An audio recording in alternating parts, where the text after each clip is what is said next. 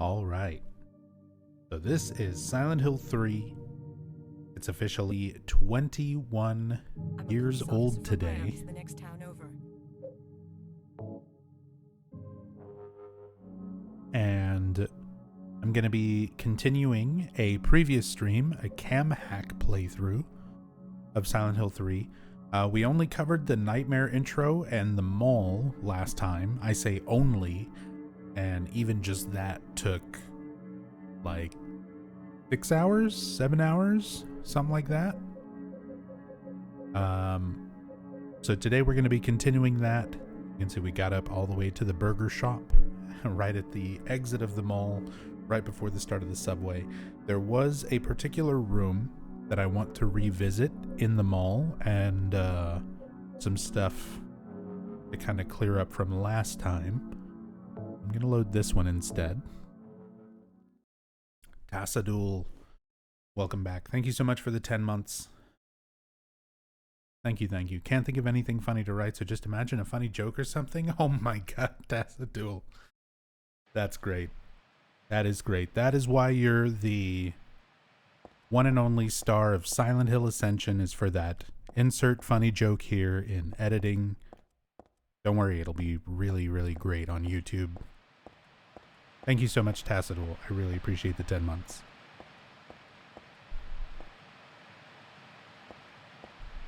So, let's see. One thing, the flashlight. So I started having an issue with flashlight messing up the shadows and stuff as I was exploring and looking around, and it made things kind of difficult to look at using the cam hack.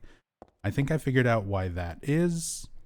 So I used a cheat on top of using the cheat to like make the cam hack work. I used a cheat to just add like every item and weapon and everything into my inventory. So I started the game and immediately had everything.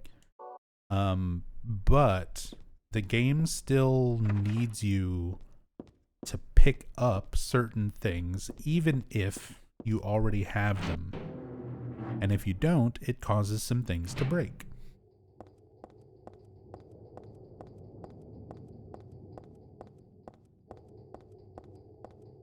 So this lesson has been learned.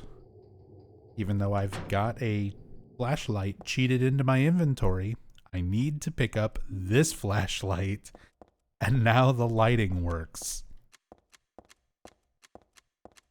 The lighting of Silent Hill 3 hinges entirely on you picking up this flashlight. It doesn't matter if you cheat it into your inventory, you have to pick it up. So I figured that out from the last stream. So that takes care of our lighting problem.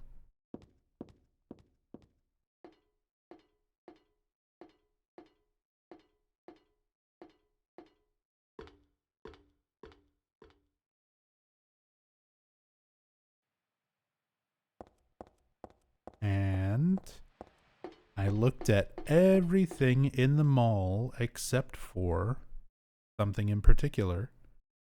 Again, I overlooked it because I just cheated all of the keys into my inventory. So I completely skipped over this room with our lovely cooked dog.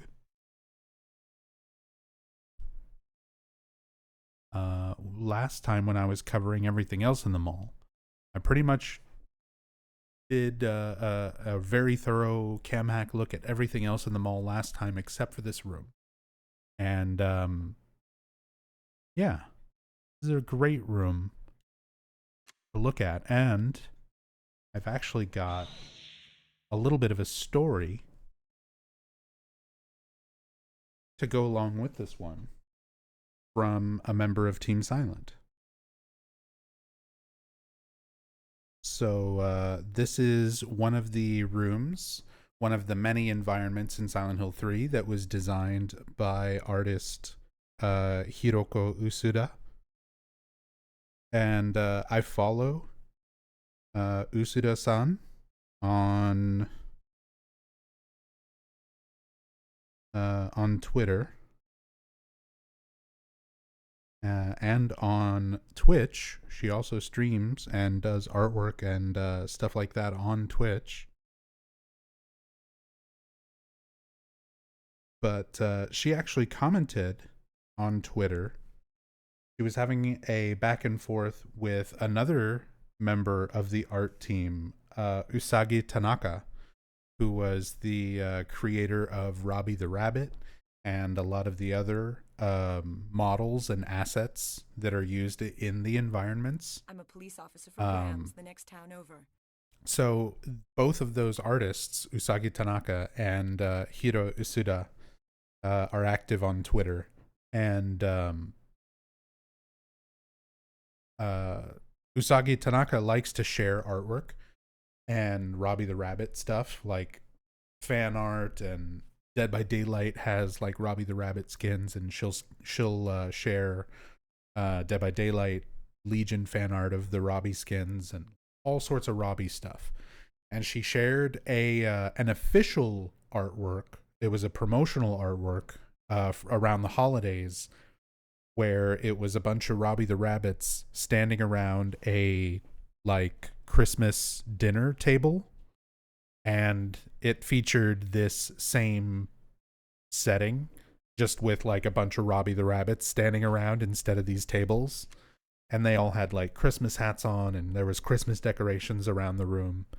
But they used this room and this setting and added some Robbie dolls to it and made some promotional art. So on Twitter a few months ago, Usagi Tanaka shared that artwork, and Hiro Usuda replied to it and said that she can remember modeling this room and this dog, the setting, the plating of it. She can remember doing this and then showing it to Masahiro Ito, and Masahiro Ito responding with like, "Oh, that's terrible."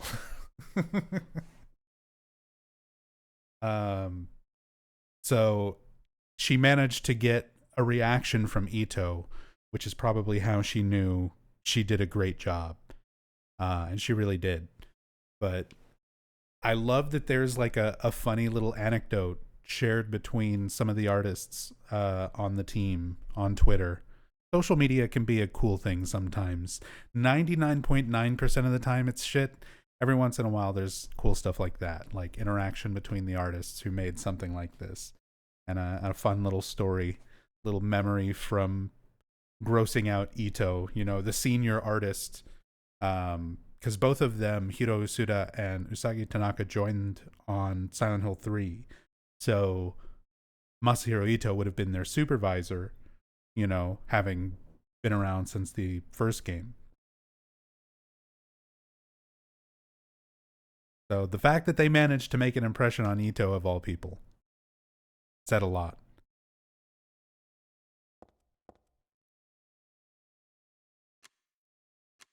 Terrible as in terrific, because it makes me feel terrible. That's amazing. I mean, their conversation is in Japanese, so the direct quote was, she said that Masahiro Ito exclaimed, you know, "hidoi," which is a pretty typical like Japanese expression of like, that's horrible, that's awful, like.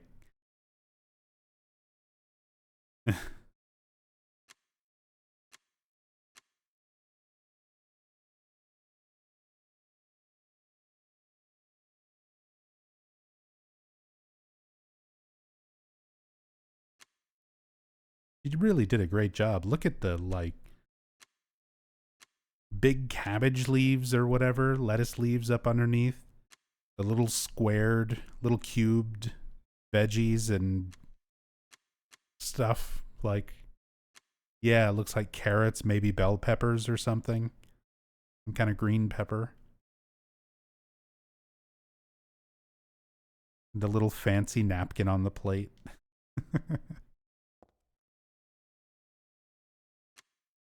Great. And then aside from just the dog, like this whole room, you never really kind of get to see it like this, but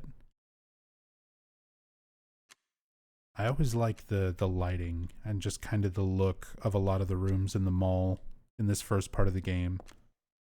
Here we can take the camera right out here and kind of see how they made this background, even though you never really get a good way to see it normally.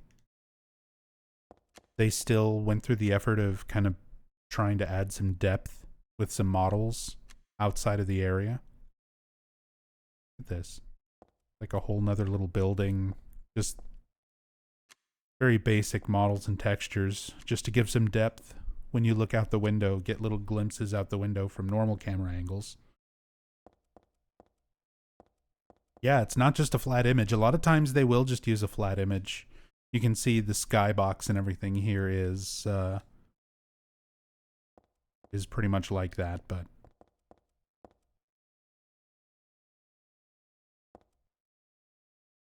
some actual 3D modeled buildings. Not the highest of textures, but again, normally, like, this is your default camera view. You don't get to see much more of it outside of this right here.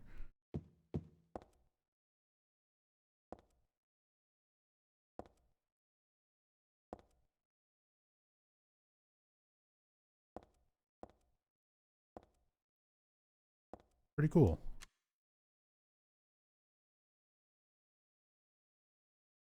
This is like a Silent Hill 3 documentary. Love it.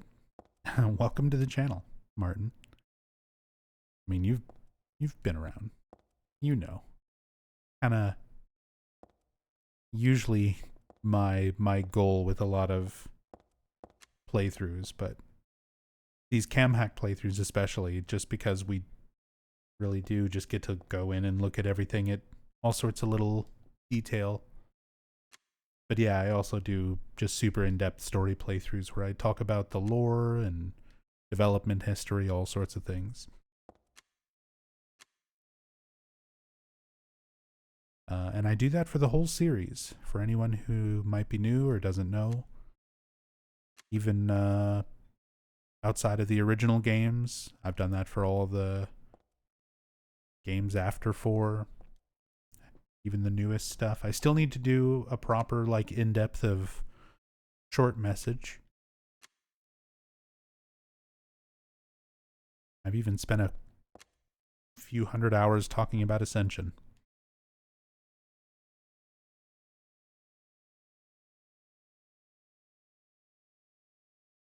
We looked at the first aid kit, the fixed aid kit last time. Up close, there's a lot of weird little typos on these textures. Fixed aid kit.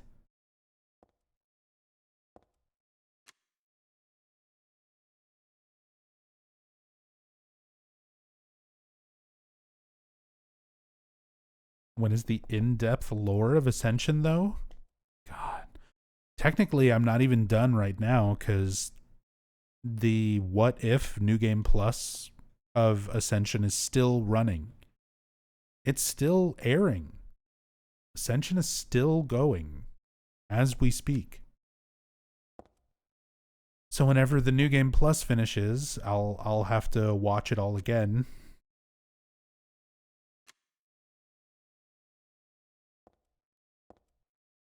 And we'll have to see how the story is different. We'll have to see what's different. And then I can do a proper in-depth review once we have all the context, because after that it will be completely done.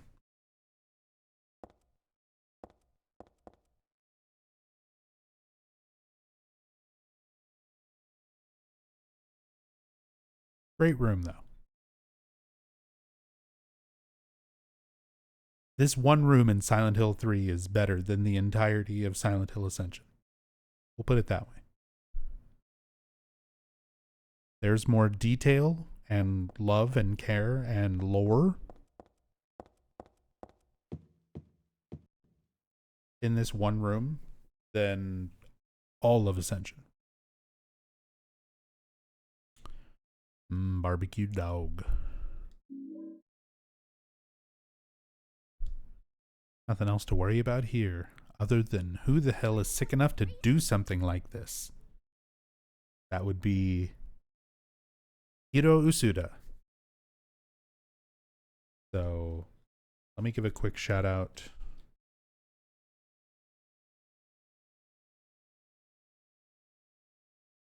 Hiro Usuda.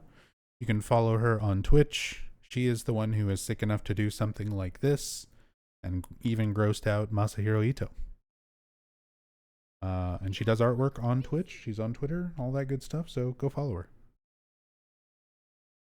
her. Delusional Nightmare. Thank you so much for that Prime sub. Really, really appreciate that. Thank you so much. Welcome. Enjoy the emotes. Thank you for the support. Paprika, yes. Welcome back. Thank you so much for the 8 months. Thank you, thank you. And Pythonicus, how are you doing? Big 3-3 in the 33 months. Thank you very much. Really appreciate it. Hope you're doing well, dude.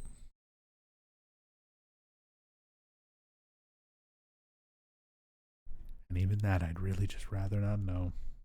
Well, too bad I told you. Told you exactly who it is and where to find them and their other artwork.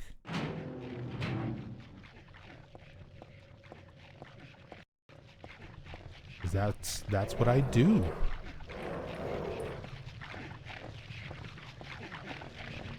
You're Silent Hill 3. We have to know.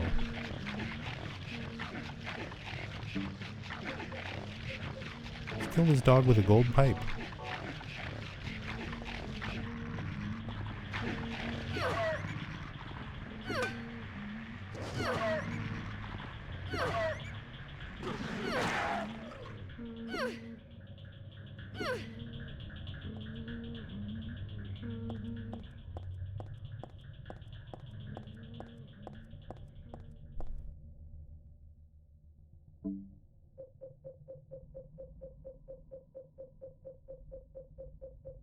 Somewhere in this long list of items, there should be a moonstone.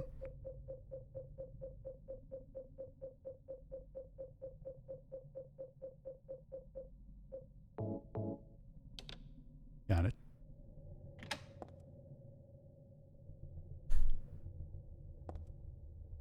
Get a nice look at this Halo of the Sun. Blue Halo of the Sun, which is a curse against God in the cult's belief. Right above the door, before this last little section of the mall, before the final boss, or the area boss. The split head worm.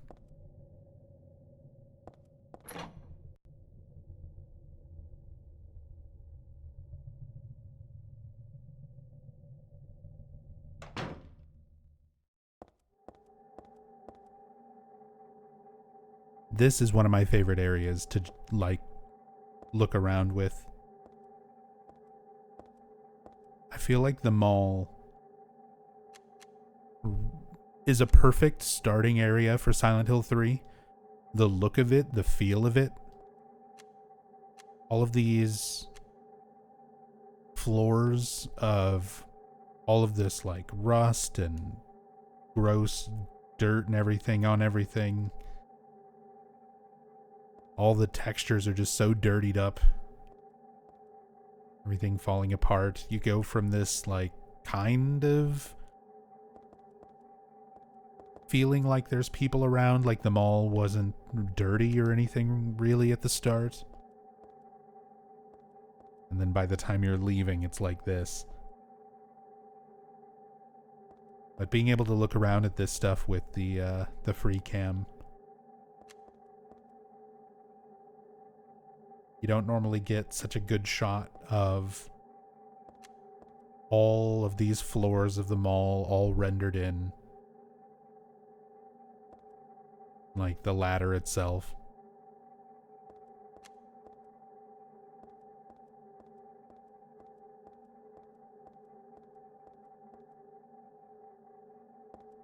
Really cool.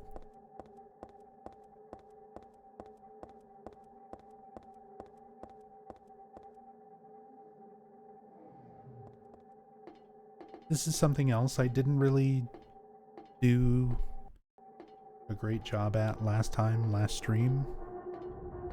I want to try and get some better out of bounds shots and stuff of this boss.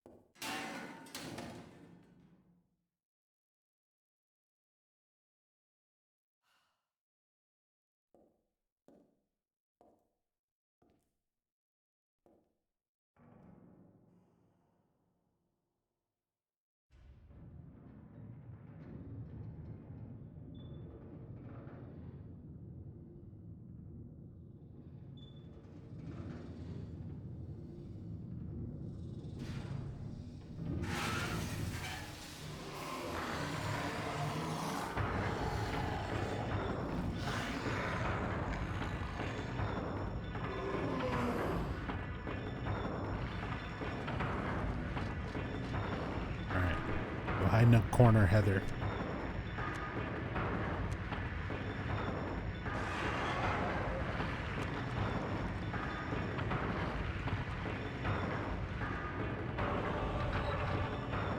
Sort of like backs up.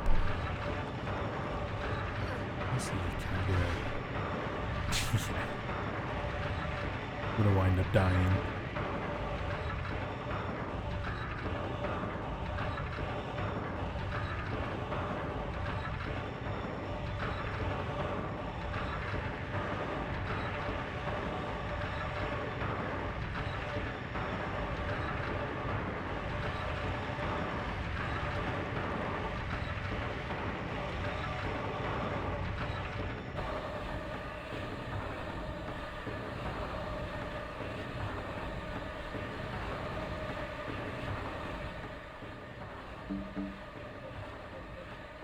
I think I have it on like easy or beginner so that I can mess around with the camera and not have to worry about enemies and stuff too much.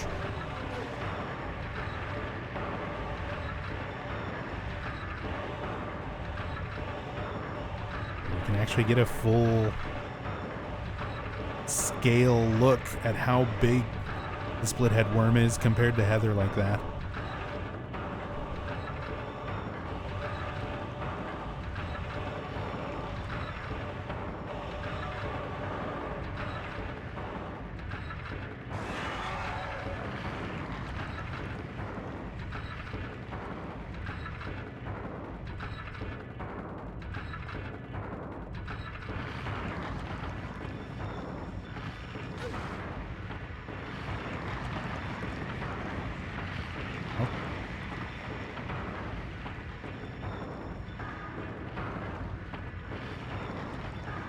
Gargantuan boss right out the gate. I mean, Silent Hill 1 kind of did that as well. And this Silent Hill 3, you know, being a direct sequel to 1, it does parallel a lot of Silent Hill 1's pacing, including the first boss, where you have the split head lizard at the end of Midwich in Silent Hill 1.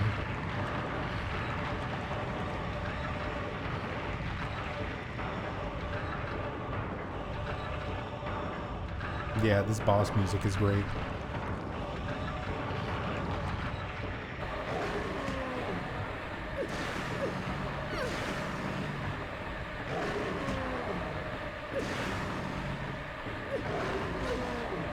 How did that second one miss?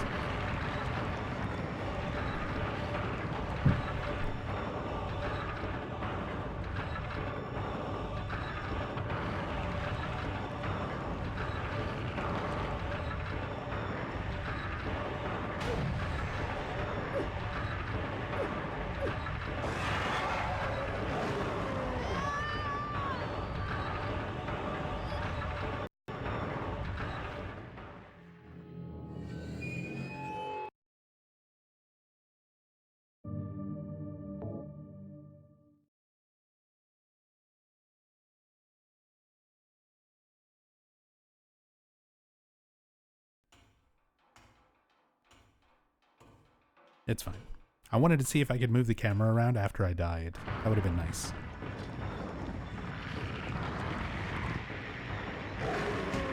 Block. Poke. Why am I only getting the one poke? Messing up my spacing.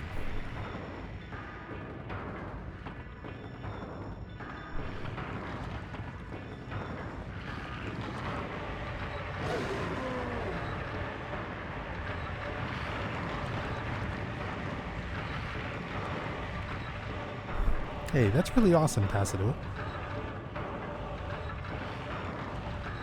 I'm glad you were able to do that just because of our community here. I think I definitely understand, and a lot of people, you know, I've got a lot of social anxiety like that. I know a lot of people who do.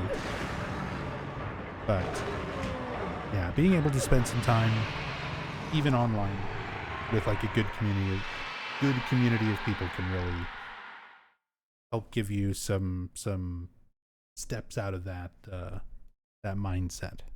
I'm glad that I was able to help you.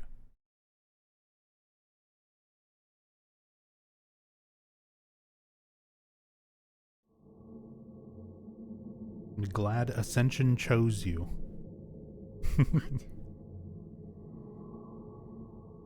Something good came out of Ascension. The shopping mall just like before. Everyone say thank you, Silent Hill Ascension.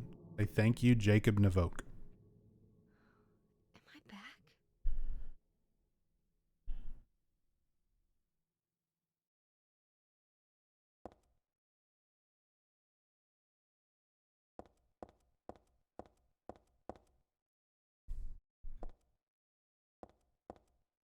Blue Marine Surf Shop. We looked at a lot of these shops and stuff last time, so I'm not going to dwell on this too much. But again, I love these cam hack shots of the mall. Little overview of the fountain.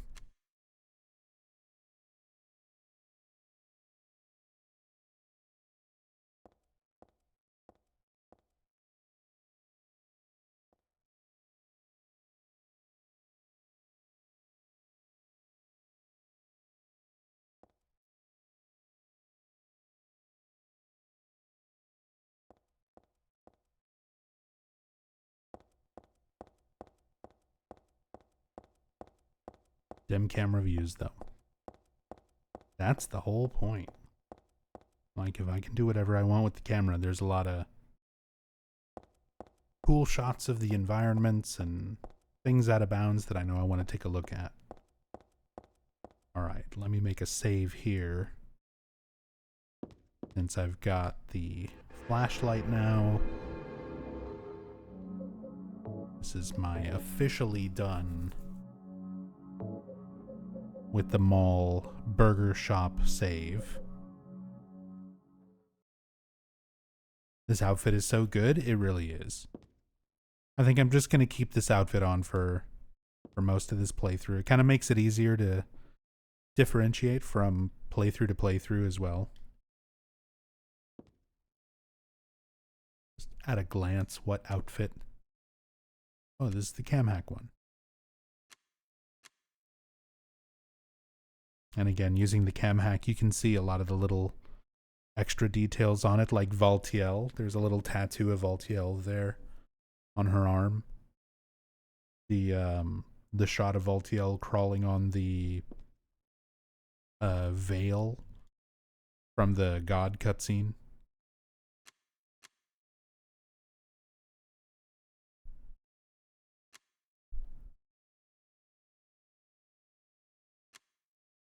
Very cool.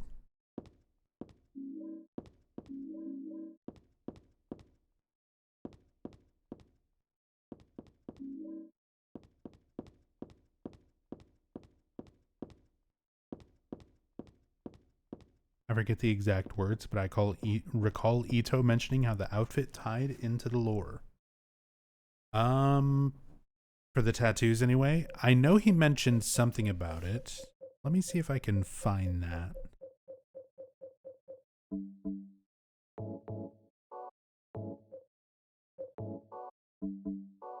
We'll I'll look for that while the Douglas cutscene plays.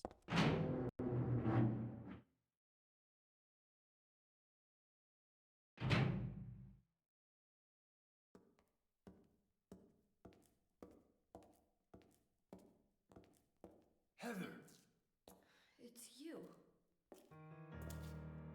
what just happened? You must be one of them.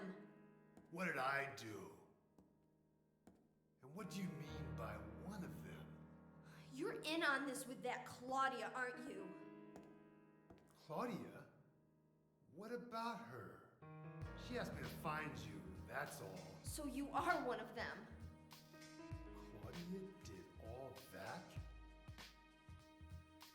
Look, I was just hired to find you. I'm not on anybody's side. I don't know anything about this. Why don't you start by telling me what happened here? And that monster. What the hell was that? I don't know any more than you do. All I know is that things are getting really screwy around here, and I got a weird feeling it's got something to do with me. Maybe you're just an innocent bystander, but I can't feel sorry for you because you dragged me into this. You know, if you hadn't found me... What are you talking about? What's so special about you anyway? If I knew that, I wouldn't be so confused, would I? But I know there's something. Something I've been running from and forgot for a long time.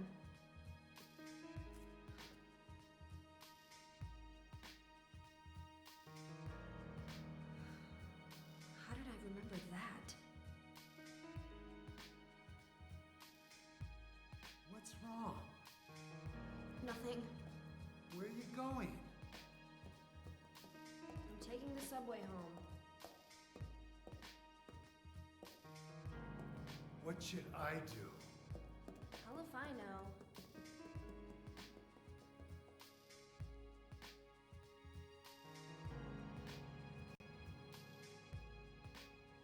Okay, Kabi-sama. So yeah, I put the link there in chat, but Masahiro Ito, I pulled up the tweet where he mentioned this specific costume. And he said, Heather, God of Thunder, there is Valtiel climbing a stalk on the sides of her upper arm texture. Also, the textures for this version of Heather has a story. Instead of getting Valtiel's power, she was given a tattoo of him in the hell on her arms after defeating the boss. He also goes on in some of the replies. He made the textures for this outfit, but not the model. The in-game model was done by Minako Asano. Somebody replied to Masahiro Ito asking what power did Valtiel have and how would she have got it, super confused. And Ito replied, the rebirth. When you use this outfit, at least your Heather already has died or you've cleared once. Also, Valtiel takes your Heather somewhere when she dies, doesn't he? Somebody else points out that she has a tattoo of Valtiel in the palm of her hand as well. And Ito also confirms that detail. But there you go. That's Ito's comments on this.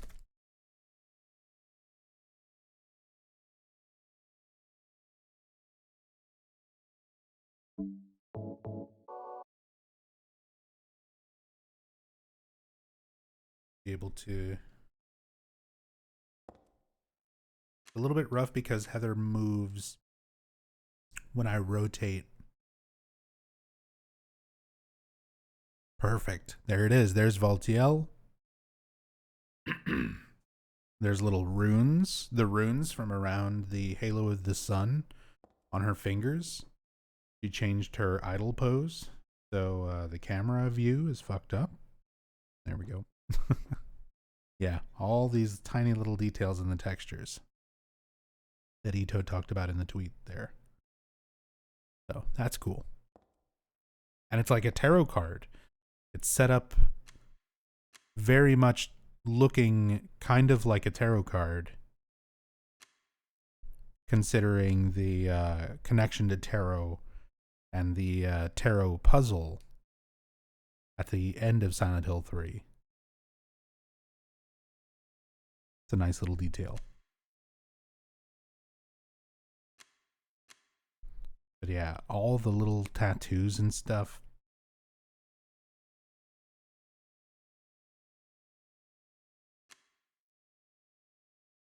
Got the big gash on her face. It's a cool outfit. It's a really cool costume. Like, that is one thing everybody always talks about, you know, and including me, like some of the main things to talk about when it comes to the Silent Hill games are the story, the atmosphere, how scary they are, how good are the stories, how good are the characters, how good is the music. But just like as video games, you also kind of want unlockables and replayability. And Silent Hill 3 has so much cool shit. Like, there are so many costumes and the ways that you have to like unlock them. If you do it legitimately, now you can just look everything up or do it all through cheats or whatever. But back in the day, doing it legitimately, there's an extra optional puzzle in the game that is uniquely just for unlocking a costume. You know, it's just a clue, and you write down the solution based on that clue, and then you enter it on the title screen in the costume unlock menu, rather than solving the puzzle like in game. You know what I mean? It's sort of weird. You have, in the playthrough, you find the clue to get the code that you use on the main menu to unlock one of the costumes. That's the Royal Flush outfit. This one.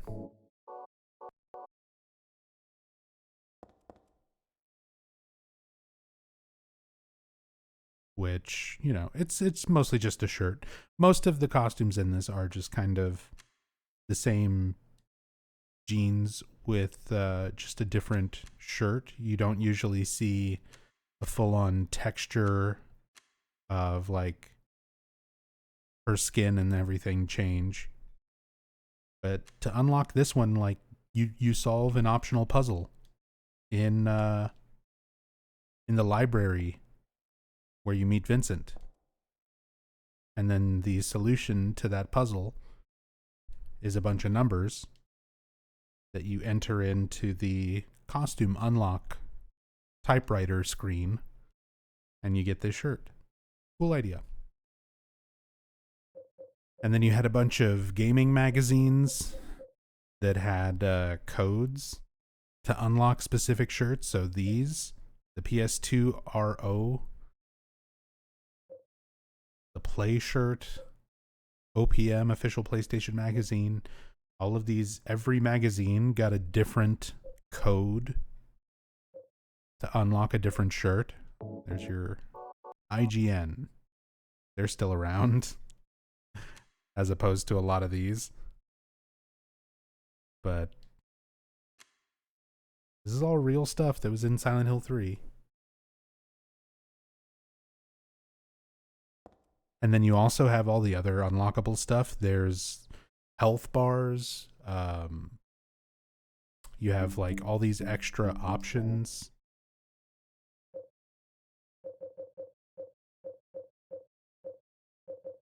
I don't even have it unlocked on this, but I have it unlocked on the PC version. But yeah, you can unlock like a health bar, a visible health bar, visible stamina bar. You can unlock extreme difficulty all the way up to extreme 10. There's so many cool New Game Plus like unlockable things in Silent Hill 3.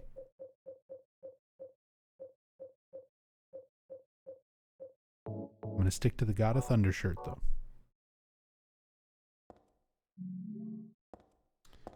All right, we've got some posters to look at. Fruity Rouge.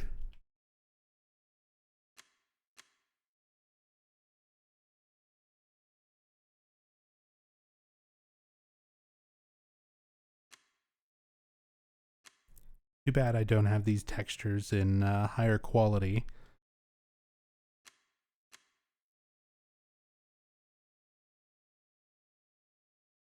Although it's funny, I've seen some very good, like, fan recreations of some of these posters. This one in particular, everyone's favorite usage of Comic Sans in a Silent Hill game. It's Minmo.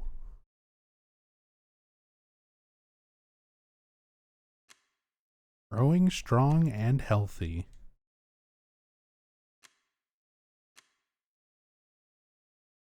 Minmo Cat Foods. Cat Food Minmo. Fish.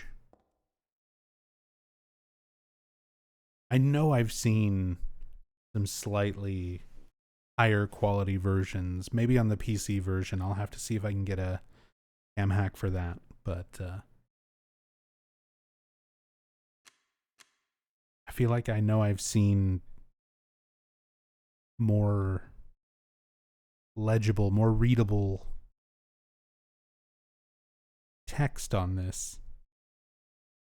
Product availability by something. Packing. By and packing something.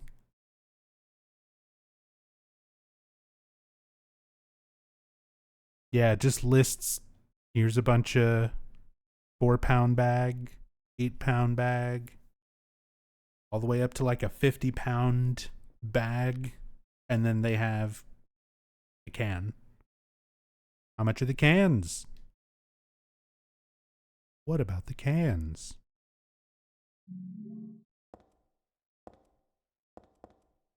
I wonder whose cat that is.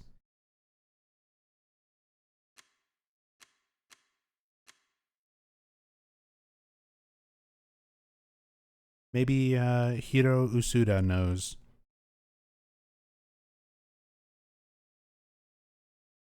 But that's got to just be like photos of one of the developers' cats of, you know, or something, right?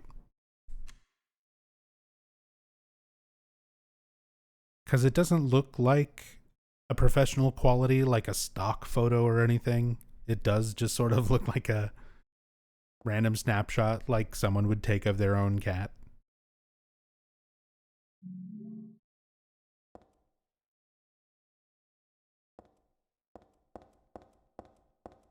Growing strong and healthy.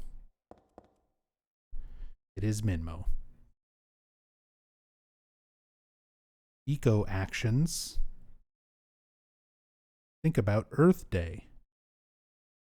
Do I have to? Hold a tree sapling and a small duck. Consider it. Hope one day we get this Cheryl skin in Dead by Daylight. Oh, that would be great.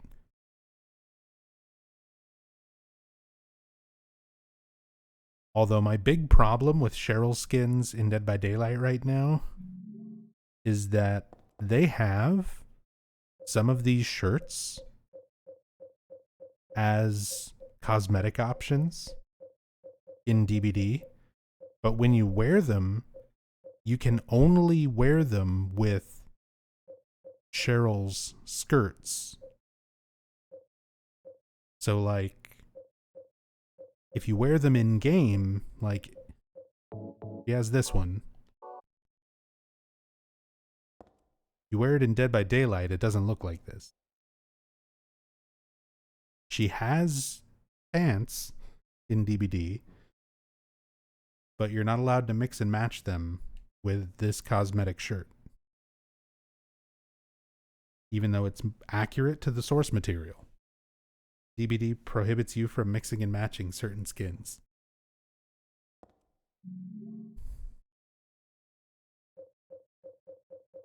Sorry, my little My little Dead by Daylight Cheryl skin rant. Let us mix and match Cheryl's jeans. Instead of her skirt, to more accurately look like her alternate costume in the game. Thank you, behavior. Sign my petition.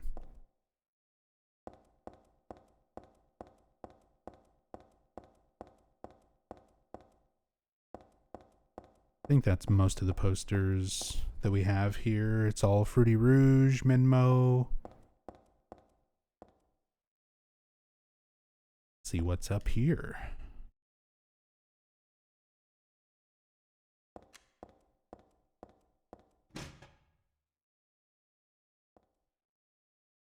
The Void.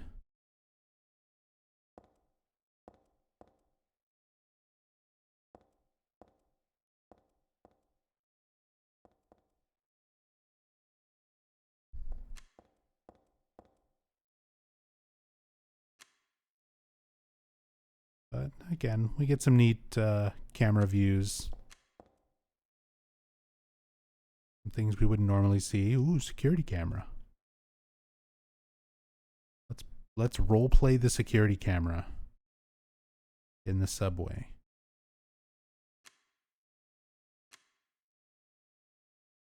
Just constantly watching only this door. This stairwell.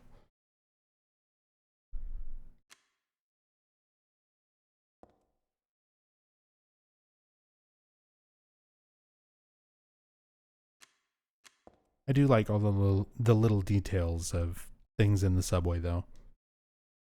And if I remember correctly, I think some textures... I don't think it's in the retail version of the game. But in demos, in like early versions of Silent Hill 3, there were some textures used, I think, in the subway train that were taken directly from Jacob's Ladder that wound up being changed out for new original textures for the retail release. Once we get to the train, I can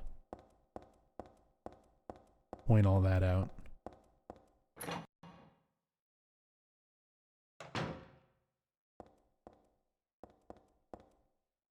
Used to be in a Discord that had a high quality version of that center image of the ad as the Discord server icon.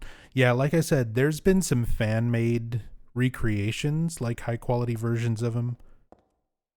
And I imagine, depending on emulator settings, like I'm doing this through PS2 emulation to get the widescreen and some higher internal resolution stuff, but there might be some settings to clean up some of these background textures and stuff for people to make cleaned up images. But I think a lot of that is artists going through and cleaning up the images themselves or recreating them. Dash your trash.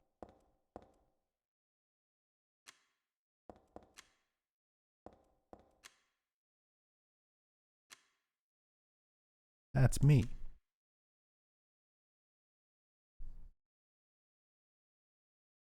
Anything in there?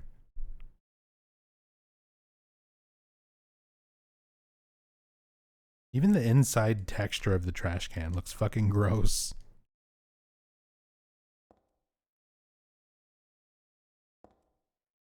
But also, it's the inside of a Subway trash can. I mean, probably not gross enough, to be honest.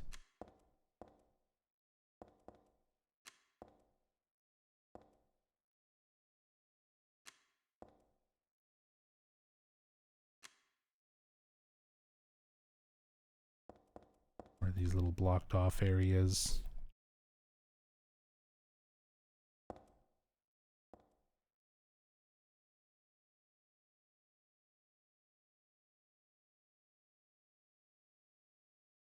All the payphones. And eventually we get the little payphone jump scare. moment. A very random noise thing, but I can very vividly remember 21 excuse me, 21 years ago playing this game and wandering into this subway and getting scared, getting a jump.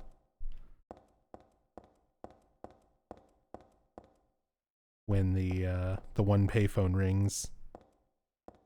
Okay, here is the moment everyone's really been waiting for. This little room, I always point out this little room and all the details in there. Boom. We're going in there. We're looking at them. I accidentally zoned into the next area. Fine. We can look at it from this side too. We're back in there.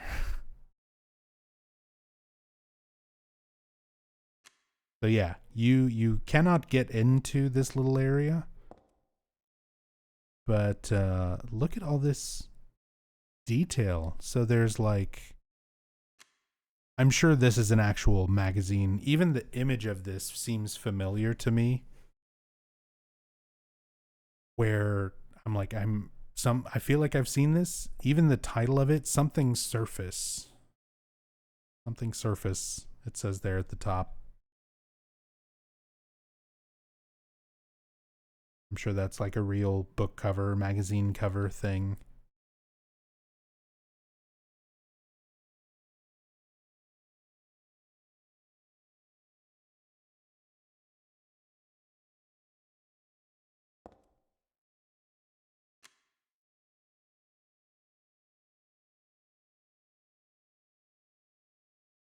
Hey, Mute. Good to hear your throat healed. Yeah, not really.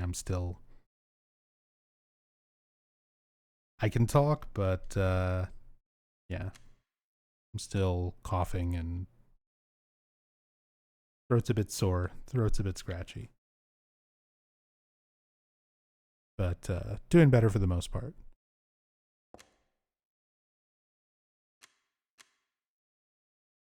Little stereo sitting on the shelf, all the little books, calendar on the wall.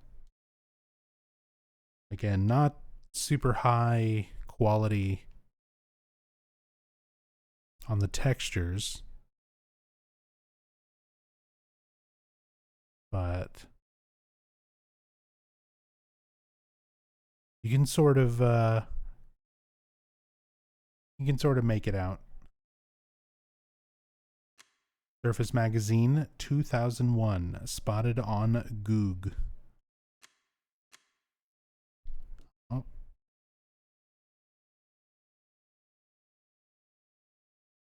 Hold on. Let me pull it up. We'll do the... I was doing this last stream as well. Trying to match up some of these assets.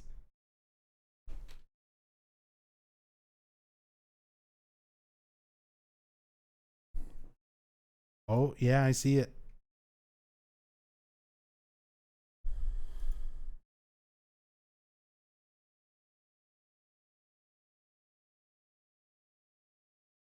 Yeah, they edited this magazine cover slightly.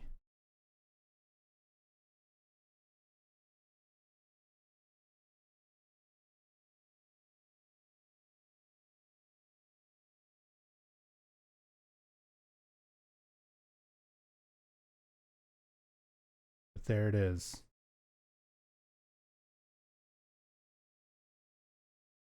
So there's our source for that. Surface Magazine 2001. Good shit, Christophonics. And again, just being able to take the cam close enough to see the text, be able to read it. And that's cool seeing the side by side, seeing what they cleaned up. How much of it is still there. You can even still see a little bit of where it says USA.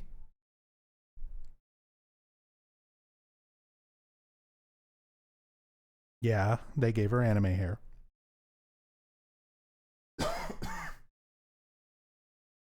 Oh, excuse me.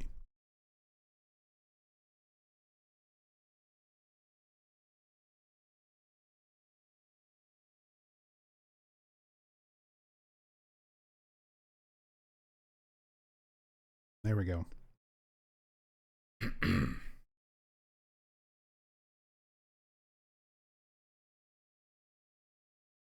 Surface Magazine, 2001. Silent Hill 3, 2003.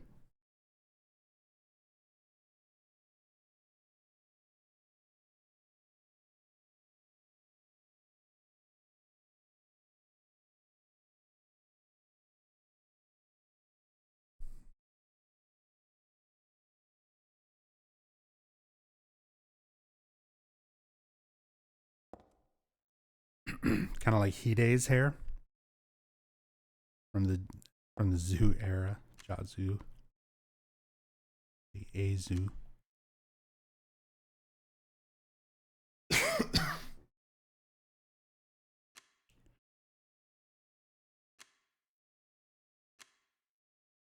Kind of Fifth Element costume change.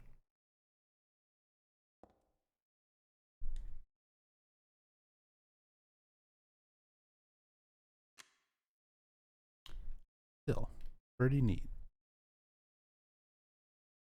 Hard to tell what these little images up here are.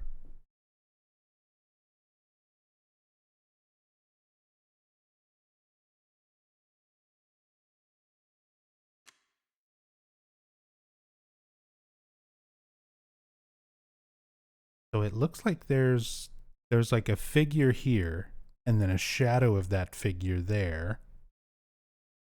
Down below them. And other people. Is a person here? Like sitting on the ground, their legs sprawled out.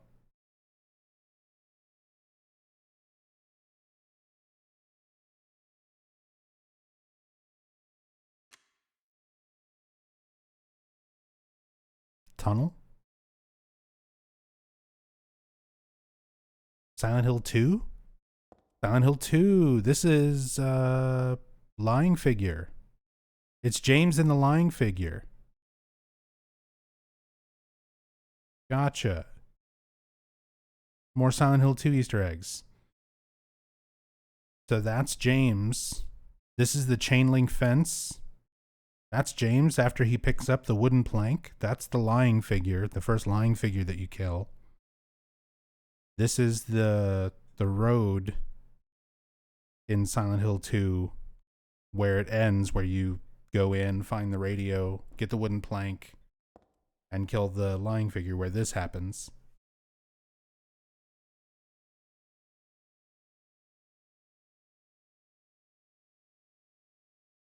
Yeah, Silent Hill 2. Some more little Silent Hill 2 Easter eggs. Hidden away in this tiny little room, stuck way up here by this little clock that you can't even go into this room. Yeah, stuff that you would not be able to see this at all. Like, here's the normal view.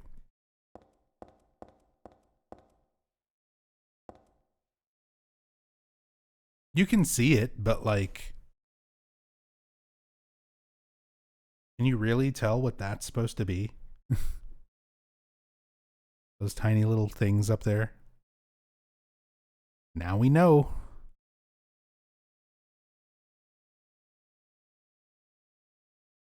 What is this?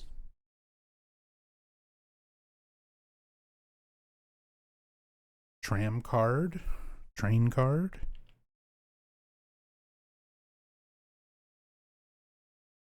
More little signs and stuff. No food or drink. Orders of conduct. Agent has no money. There's something on the mug. Logo. Wouldn't it be funny if it was like a little Konami logo?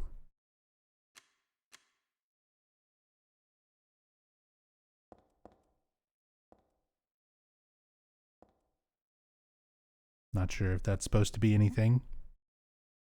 It probably is some kind of actual logo.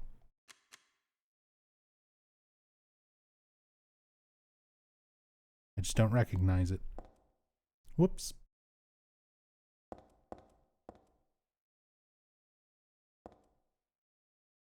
But yeah, again, this is how much you get to see of this normally.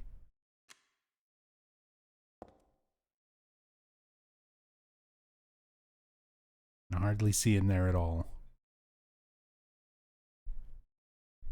Just enough. Enough that I've admired how detailed everything is in this little room before. But yeah, it's really cool being able to actually just walk in here. Not walk in here, but take the camera in here and look around.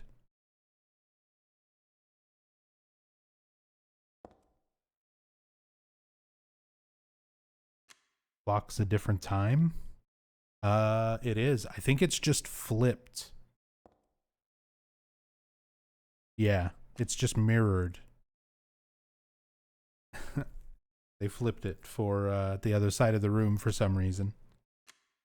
Same thing with the Silent Hill 2 images. Are the doors and shelves the same too? Shelves are different. The doors are different.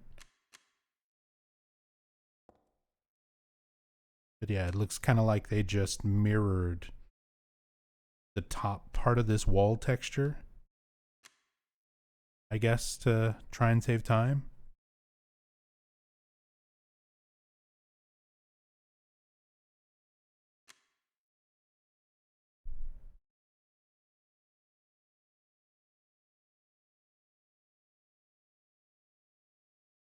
Am I crazy, or is that a face? Is that Laura? Cat? Is it a cat? Is it a cat or is it Laura? It might be a cat. Now that you say cat. Like ears, eyes. Like right here. And then legs, like looking down at a cat or a dog.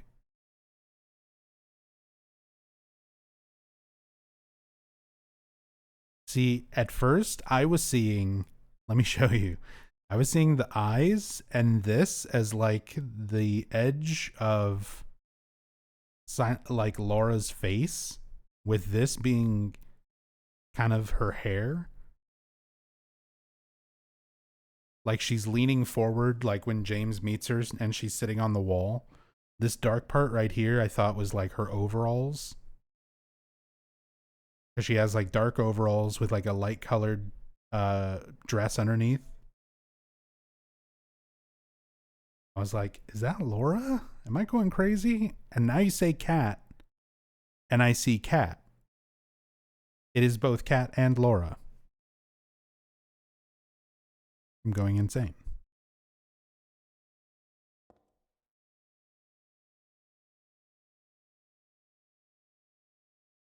I don't even know what this is.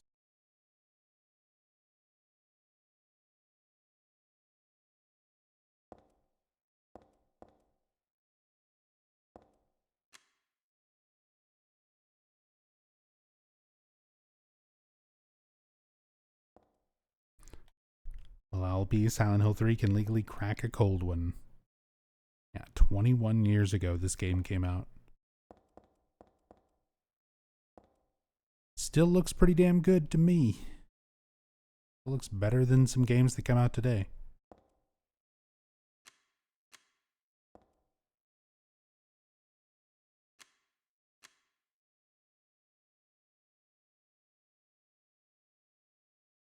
The New York Journal.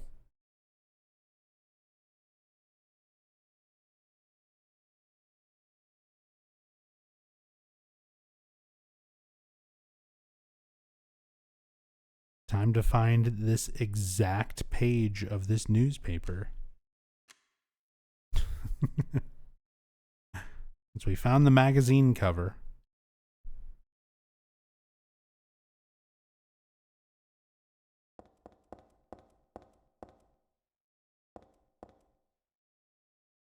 Can't get a ticket even when I put in money. This ticket machine is broken.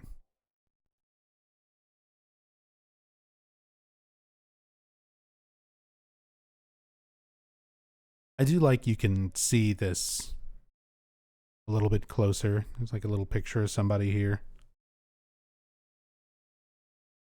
kind of scuffed out phone number.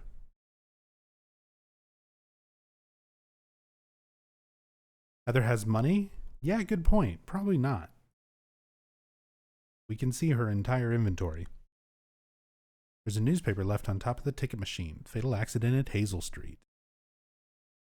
So this way we can get the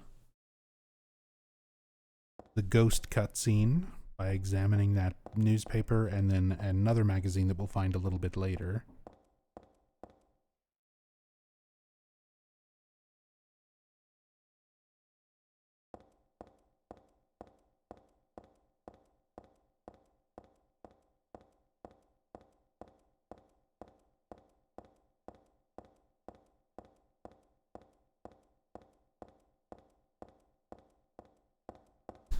Reaver, this must be the ticket machine. If I can get a cam hack working for Downpour, I will gladly go and do the same type of playthrough for Downpour, or any other game in the series for that matter. Right now, this is the only like cam hack thing I've got set up, although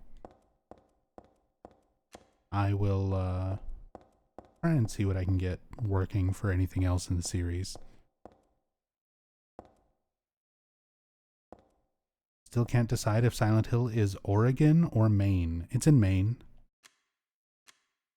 It's pretty well confirmed to be in Maine. There's a lot of Stephen King references, and Stephen King is from Maine. He lives in Maine. He sets a lot of his books in Maine. There's various mentions of New England and stuff in several games, even some of the later games and stuff like Homecoming.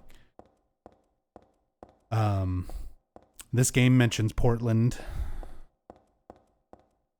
And yeah, it's Portland, Maine, not Portland, Oregon.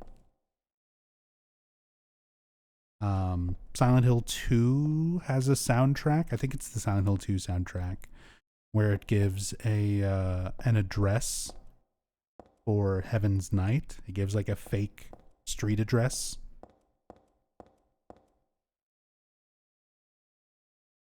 And it's a Maine address.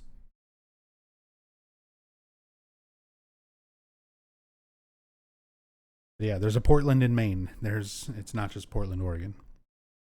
Yeah, there's a ton of evidence for Silent Hill to be set in Maine. We're not going to talk about the movies. Movies don't exist. They're different.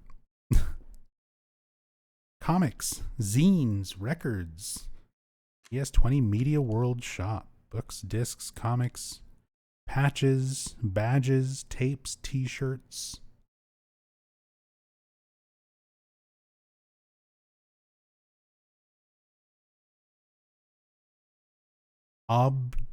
Obdibdis. Living up to their name. Not only are they okay, but they also have a new album out. Order this. I can read.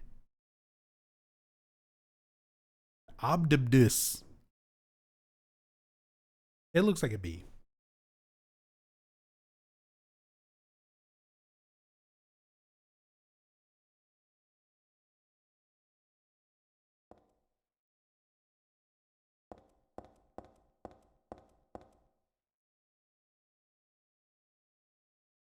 There's Bergen Street.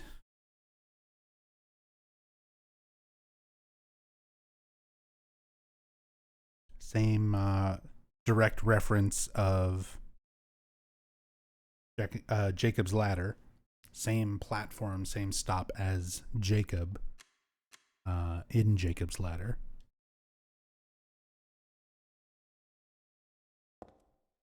Oh, look at this. Another little ad on this side. Hybrid point. Permanent on most surfaces.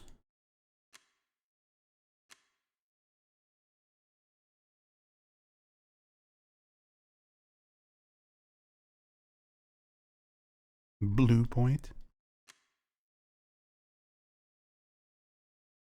New catalog. New catalog.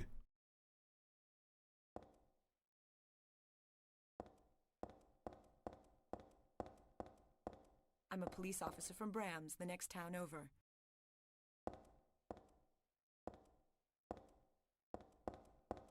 Shadow Noises, welcome back. Thank you so much for the 3 months.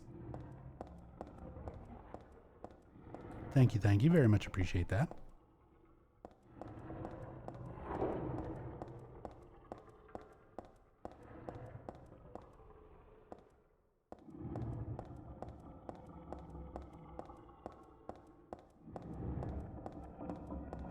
Let's go further down into the subway.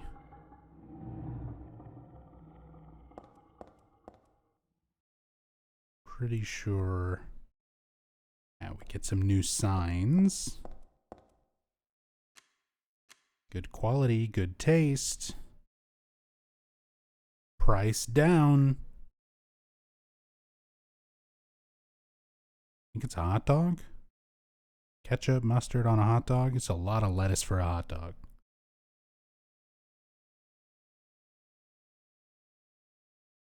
Sandwich, cheers, coffee.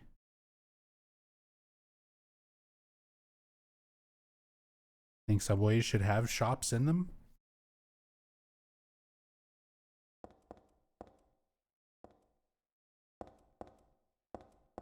That would probably become an issue.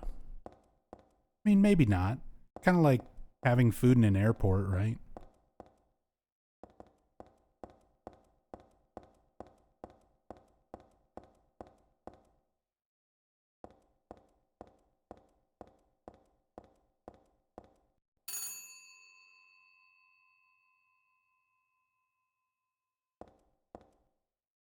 So more Sky in chat. You just said this area scared me so much because of the silence.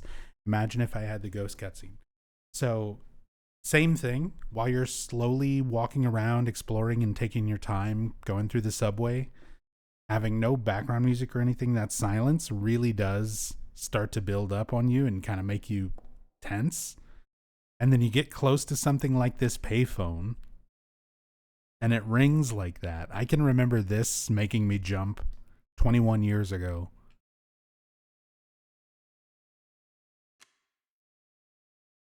Because this is typically how I play horror games. I'm very slow and methodical, so I spent a lot of time exploring around, not really hearing anything except for like Heather's footsteps before the sudden phone ring.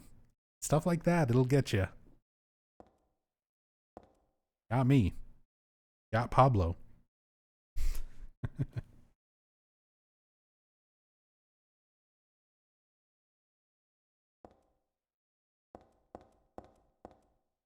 More Fruity Rouge. There's a particular poster. You see it in the mall.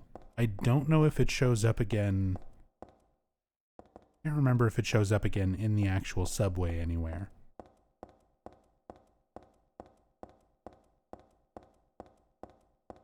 But there's a poster that says Havoc's Business Daily that I want to point out because it also shows up in Silent Hill 4's subway.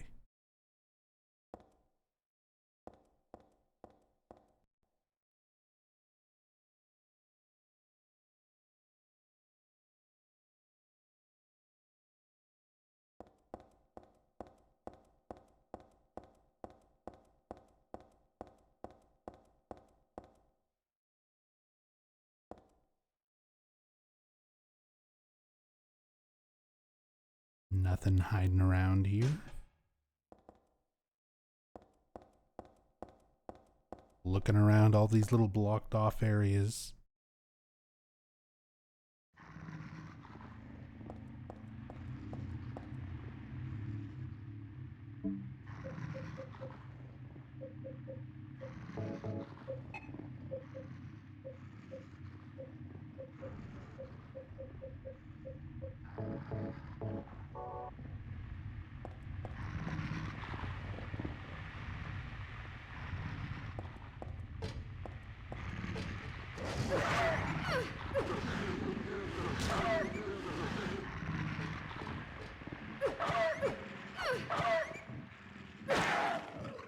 Get out of here. Fucking dogs.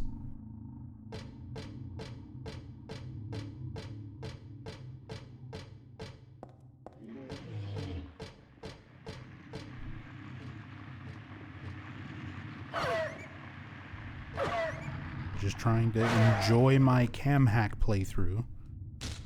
Uninterrupted. There we go. Hazel Street.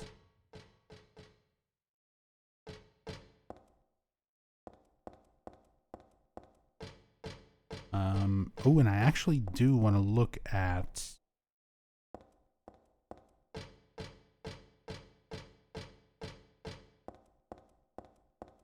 what do we have?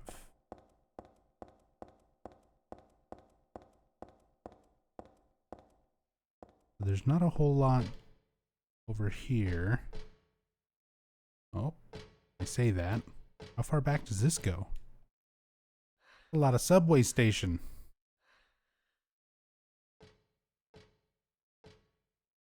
And there's a sign all the way back here on the opposite side of a post that you would never see.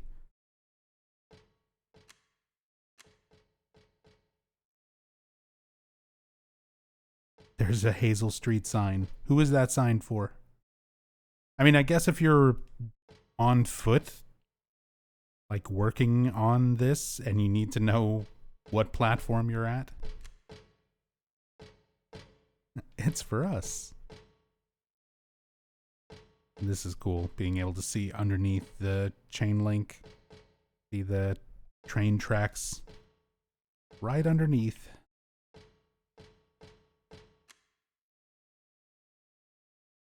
Or the other world has like put this chain link floor directly over the platform.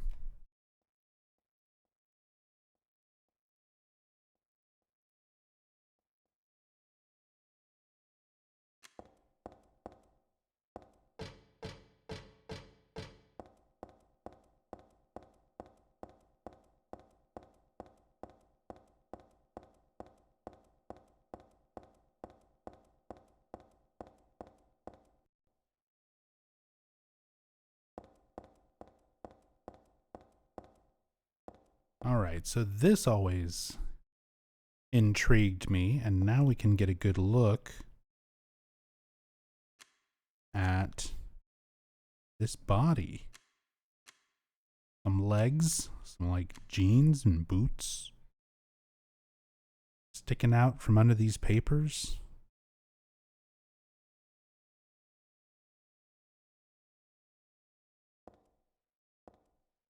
I assume there's not much actually rendered.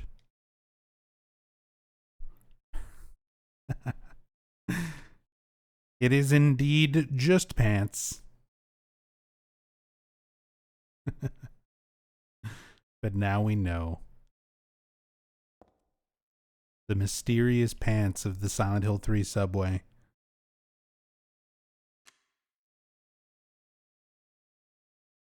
The ass is bloody. I mean, to be expected.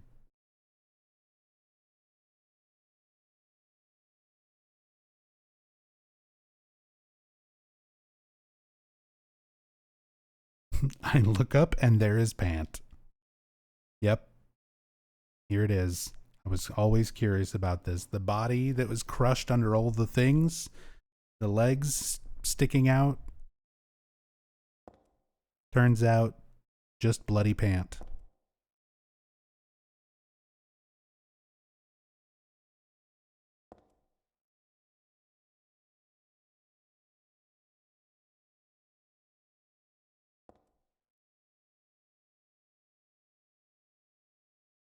This antique chair. And shoes, yeah. There are shoes. It's pants and shoes. Boots, by the look of it.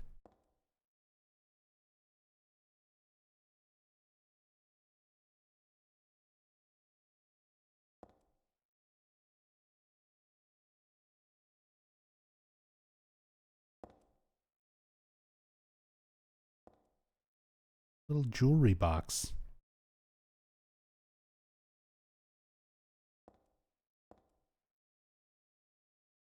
All these random little things in the environment.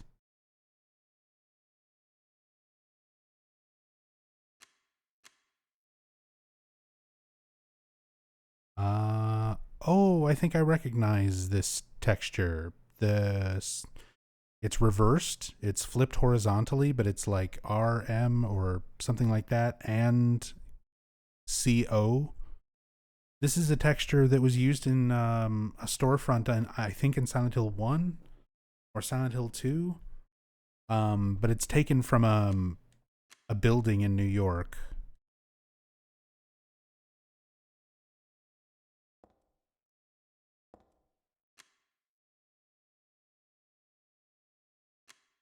(1877 to 1878).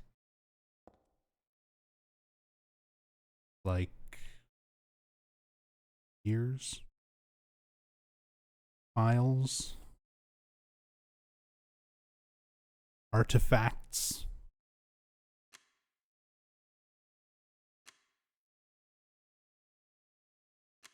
Oh, look, even the newspaper right here looks like it's got a picture of a body or something. Child, maybe? Danny from The Shining? Ronald McDonald? Could be Ronald.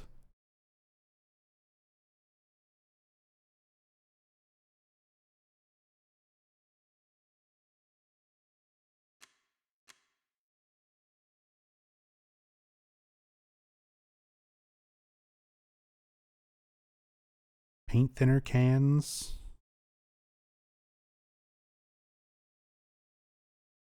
Crushed up beer cans. Rio.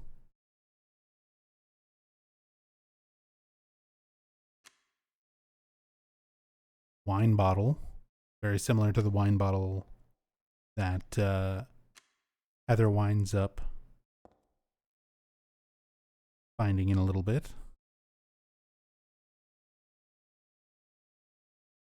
Some other kind of beer can.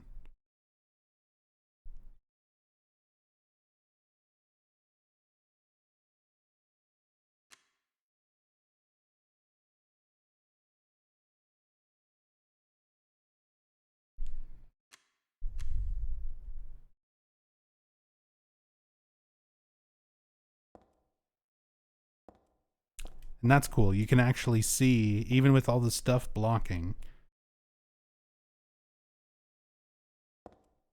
you can see into the other side of this area where we're going to need to pick up this nutcracker.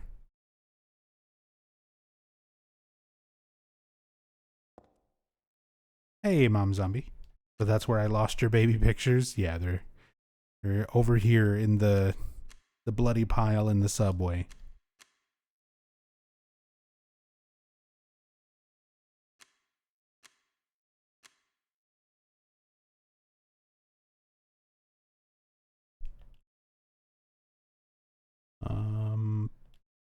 Trying to see, I think that says something.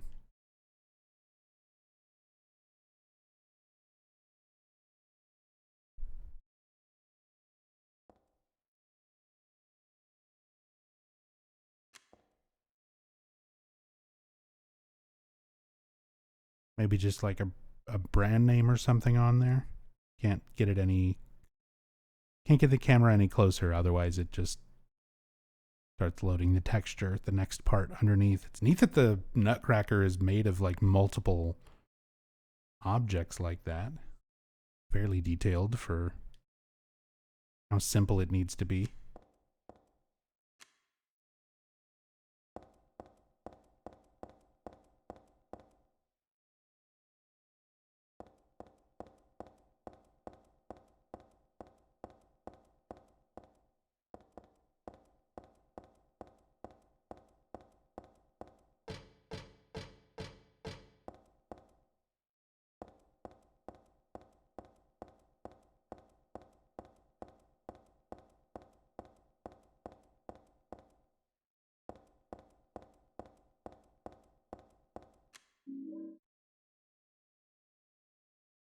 So now we're on this side.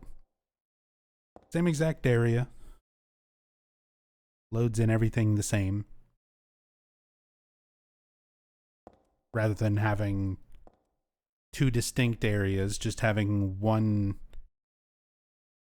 area that the game needs to load in with two different access points.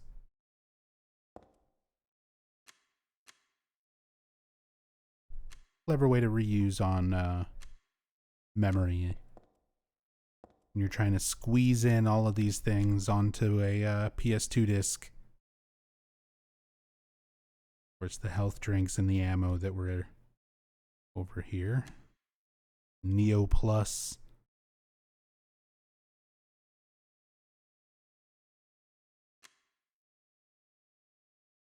And the hand GAN. The hand GAN bullets. HANDGAN.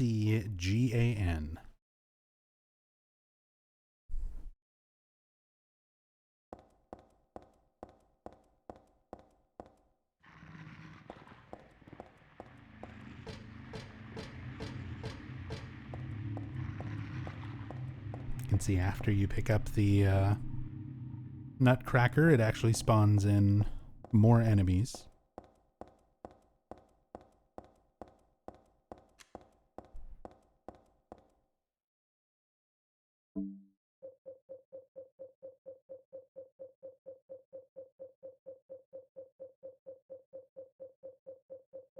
Gotta love cycling through. Once I've cheated in every single item in the game, and it takes 10 minutes to cycle through the entire inventory to get to what you need.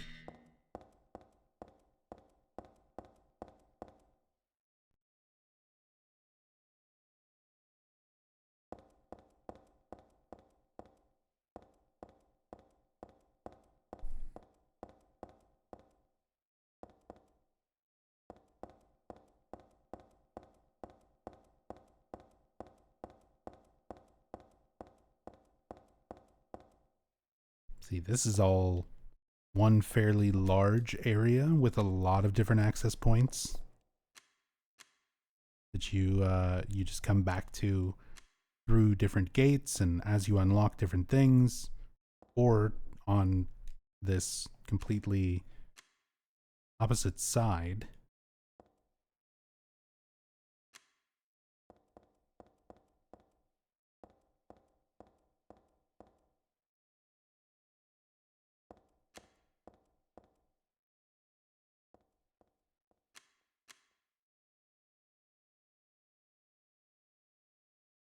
All the detailed graffiti. Little devil.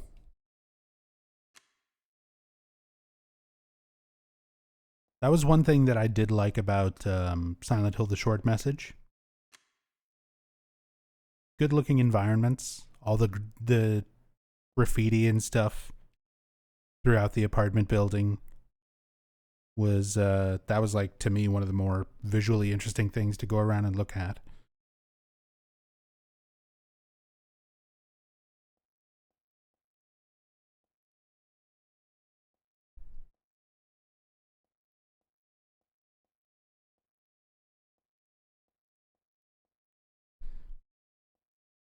And it is Silent Hill 3's 21st birthday.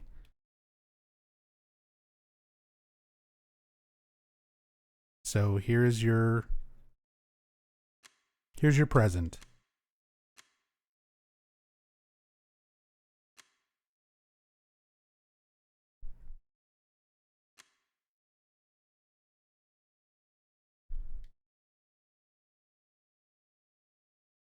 Just shotgun sticking out of the box.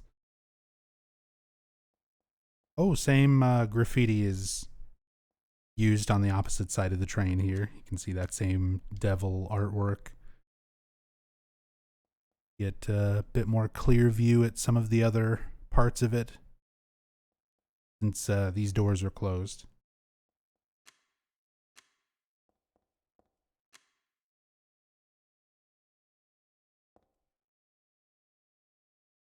Jamaica.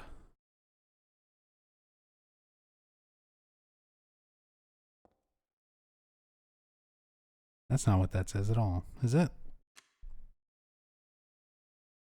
No, it does. Going to Jamaica.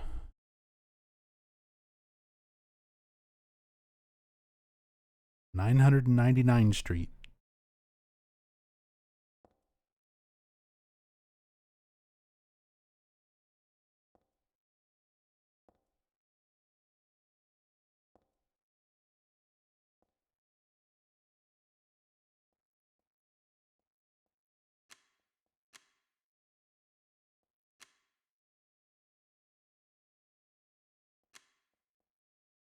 Life is what Jamaica it.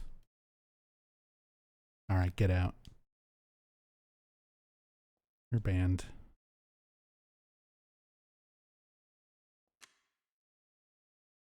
There's secret graffiti up here on top of it? What is this? FaZe Clan. Rise up. GMI.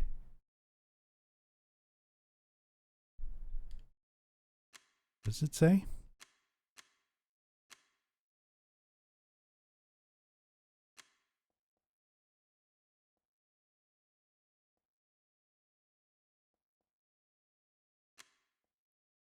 Same thing on this side. That's cool. I didn't know there was anything on top of the train car. Turns out there is.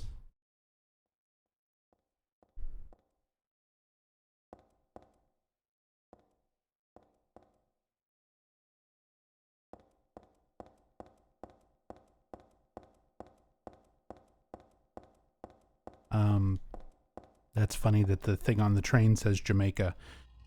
There is actually a time where the developers reference Jamaica. I'm a police officer from Brams, the next town over. Let me pull it up. There's an interview. Hirimi, thank you so much for the 66 months. Yeah, thank you so much, man. Has anyone ever performed a scientific study to confirm that blondes do in fact have more fun? I don't know. We might have to get some scientists on that.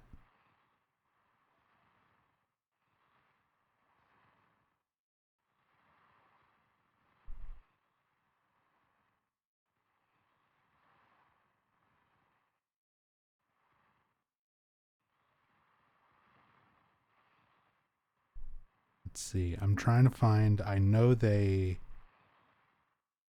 it's a very early interview. Yeah, here it is. Here it is. So this is from the. I can.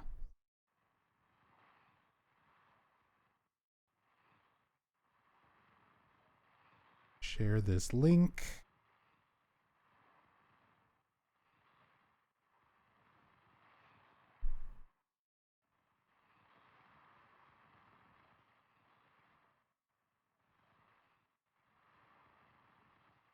So I just put a link to the interview in chat.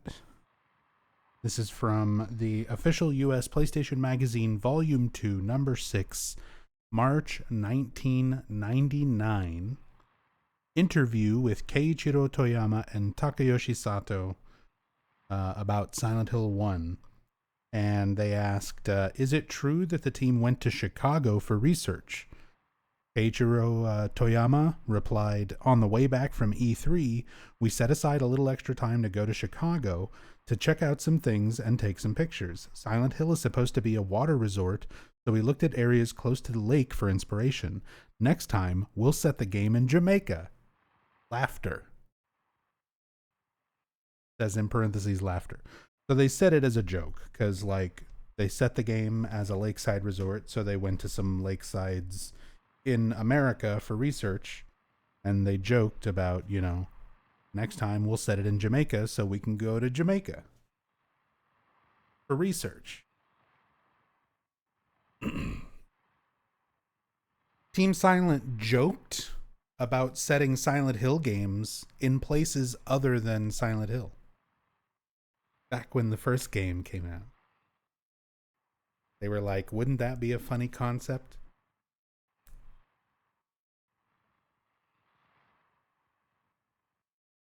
Silent Hill somewhere else in the world, like Jamaica or Pennsylvania or like Norway. Can you imagine? Laughter, parentheses. Anyway, we're not going to talk about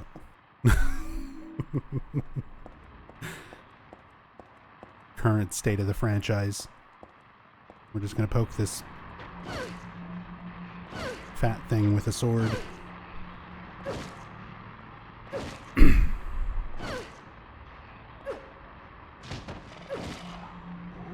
This insane cancer.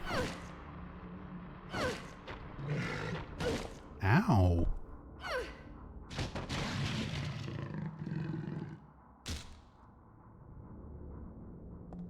It'll deflate.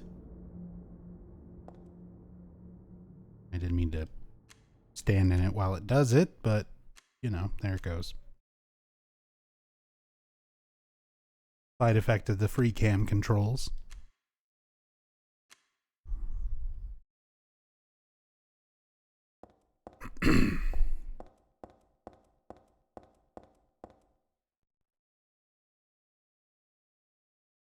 I'm a police officer from Brams, the next town over. Hey, Booty Call of Cthulhu. Thank you so much. Welcome back. 80 months. Opening Silent Hill music and fading in of title text Jamaica. This town is full. I'm not going to do that accent. This town is full of monsters, man.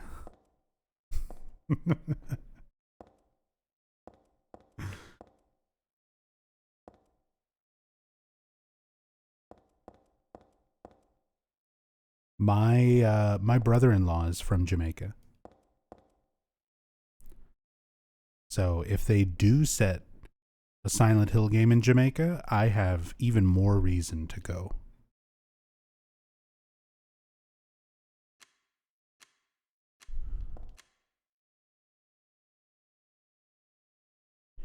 Look at the extension cable winder. Honestly, I need one of these.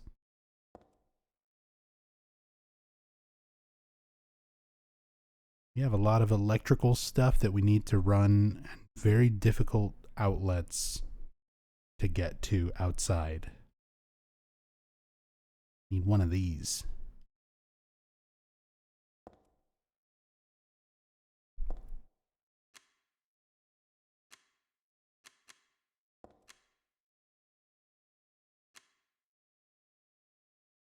Looks like they did some New York City research for the subways. Jamaica is also a neighborhood in Queens. I figured that's what it'd be referencing. Yeah, that's probably the more likely reference. But, you know, we're having fun with it. But yes, that is a good point to bring up. Most likely, New York subways are kind of the iconic American subway that most people think of.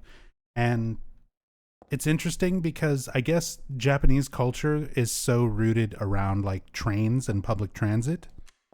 And depending on where you live in the United States, like if you live in New York, the subway is probably a big part of your life.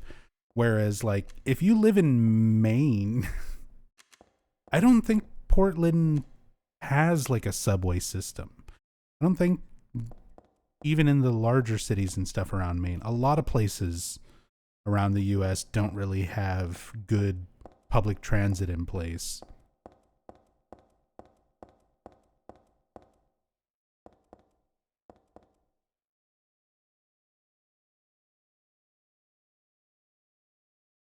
As one of the most learned Silent Hill content creators, you do owe it to yourself to go to Jamaica for research.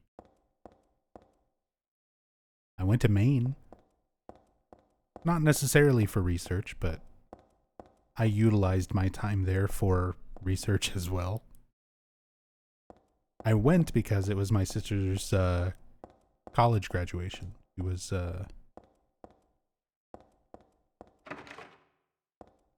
getting her diploma.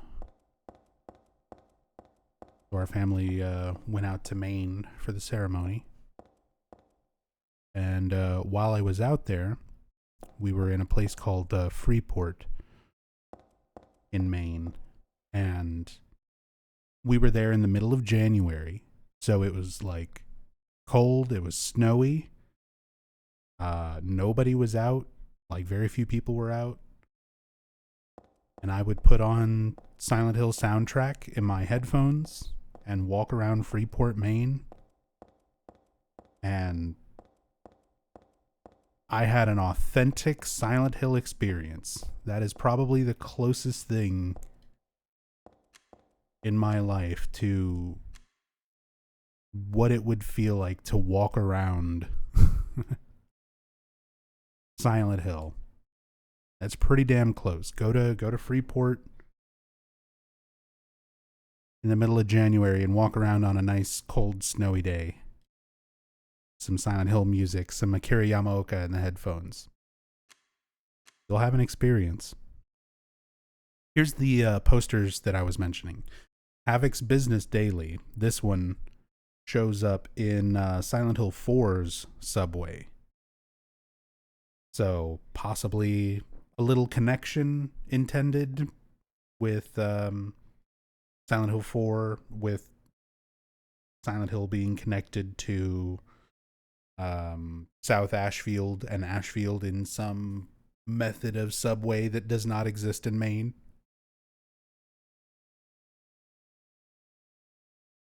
Probably just a reuse of assets. 8th International Peace Blennial.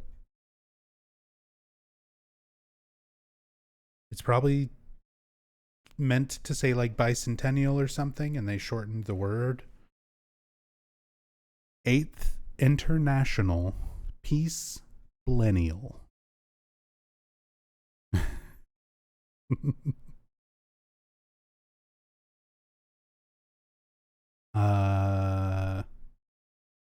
Nuke the free world. Nuke the free world. What? Nuke for all. Free for all. What does that say? I'm second guessing. Space pigeons? Yeah, it's a dove. It's a dove of peace. Nuki free world or nuclear free for all. Oh, I gotcha. Nuclear free world or nuclear free for all. Ding, ding, ding, ding.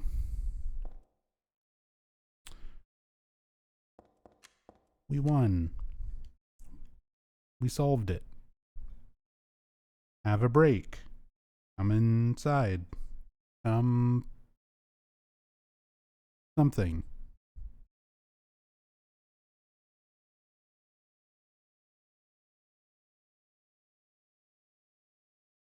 Eat a donut.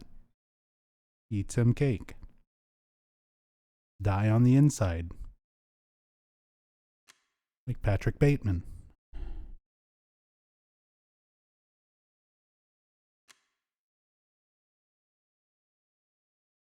This is an interactive Rorschach test.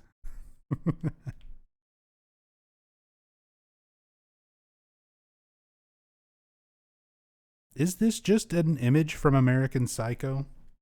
It looks very similar.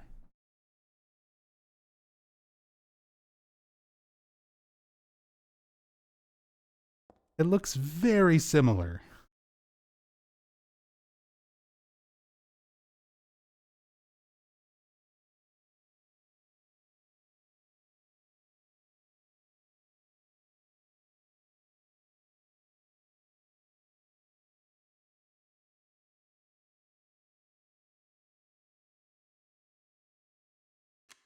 Then again, it could just be some random advertising thing.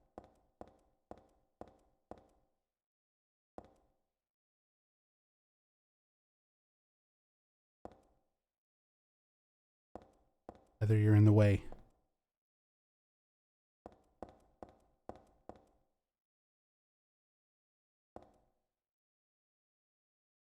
In Darkness.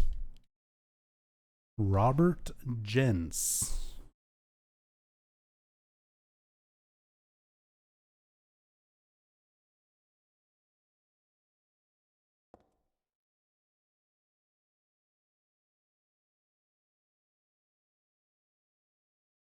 A thing? Googling?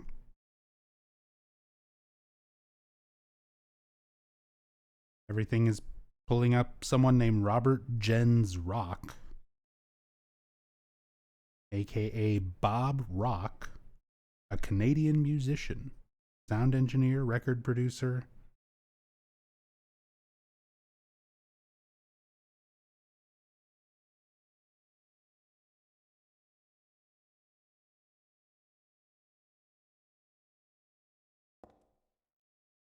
Could be advertisement of for something of his.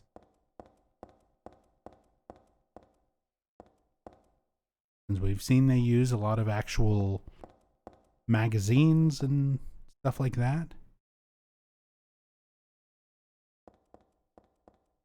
No idea what time it is for you, Nub, but regardless, hope your day's been good. It is about 10:30 p.m. for me. Day's been okay.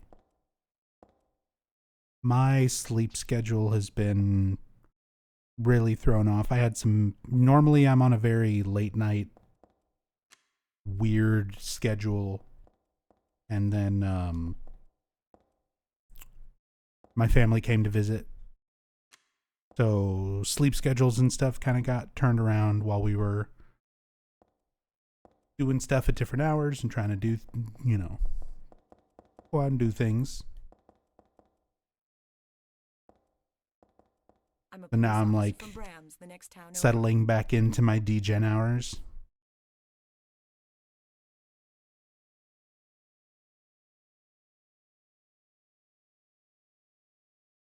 Hey, Eric DeFord.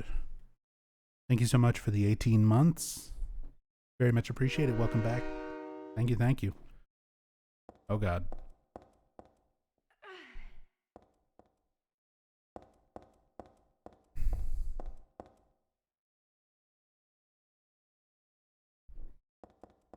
Well, before we do that,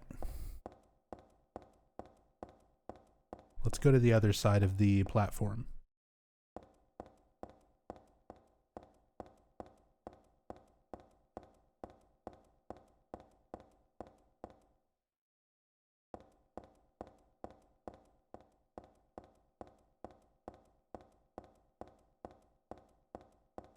Just to check. I think it's all the same posters. But I also want to look at the ghost cutscene.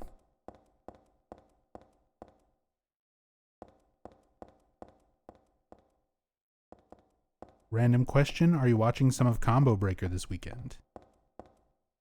Maybe. I've got some other things planned. So, I'm not going to be around tomorrow.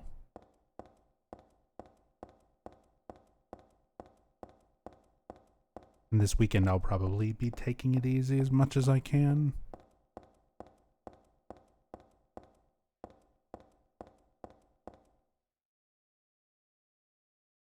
But I'll probably sit and watch some Combo Breaker. I've been actually playing a lot of Street Fighter 6 again now that Akuma just came out. Been playing Akuma, having a lot of fun. It's a very fun character. A lot of options. But very low health, as is usually the case with Akuma. But he's fun.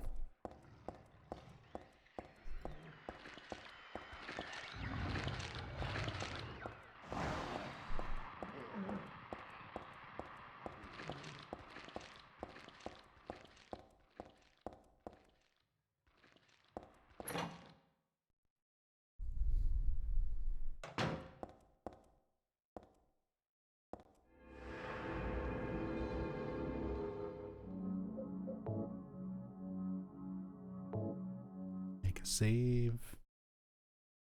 We haven't saved it all since we came into the subway. Some more unique graffiti here. Boom. At some point I wanted to like recreate this and make it as a tag in Jet Set Radio.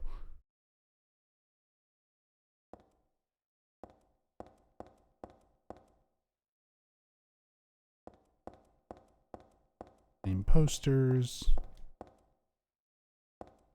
Sandwich poster. Oh, some more unique graffiti. Hell's Gate. Cool. Skull and crossbones on there. Devil. Little devil man. Little skull.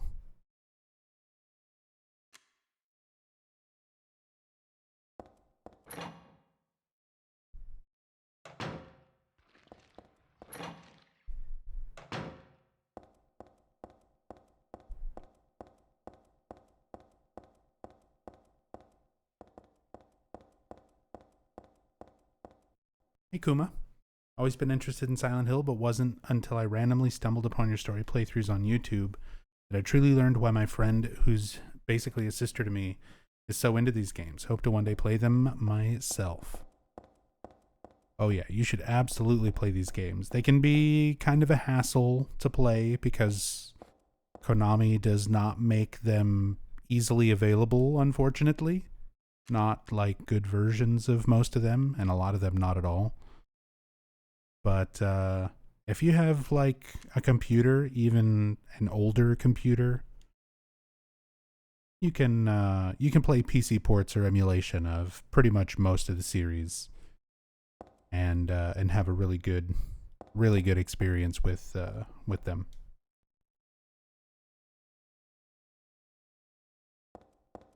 But yeah, for a lot of people who don't have a computer, or if you've only got like consoles, unfortunately, it can be kind of a hassle playing most of the Silent Hill games.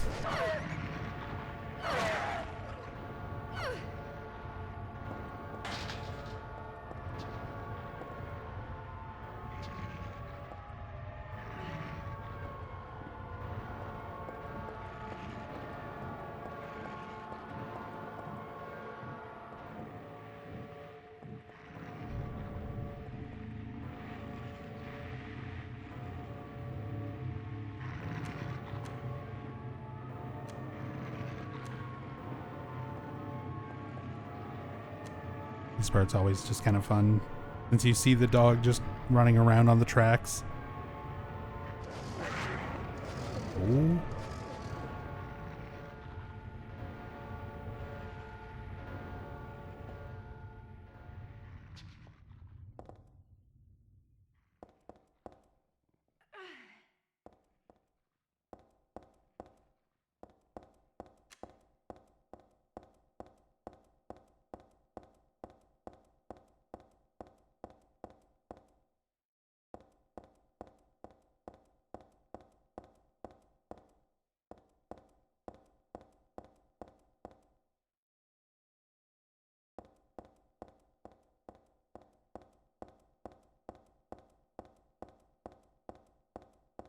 But yeah, I just want to run through, be a little more thorough with the subway. One of those areas that once I know where I'm going, I never really check a lot of these side areas because I know there's not really anything there.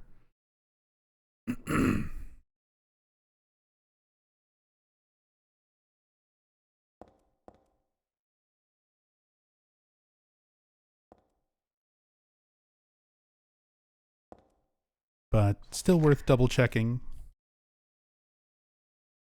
Cool, the close-up texture matches the texture that you see here, which isn't always the case.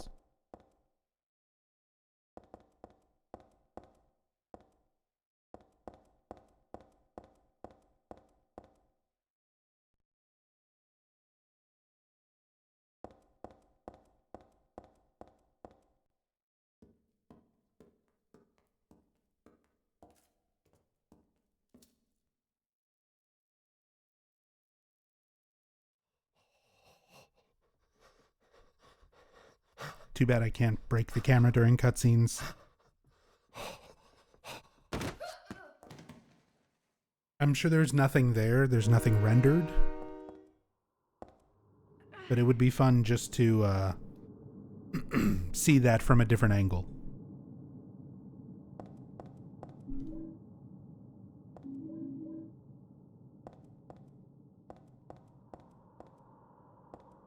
Probably look into doing emulation. Have a decent gaming laptop and where I'm comfortable modding some of games now. So next step is slowly getting comfortable with emulation. Emulation's pretty easy for the most part.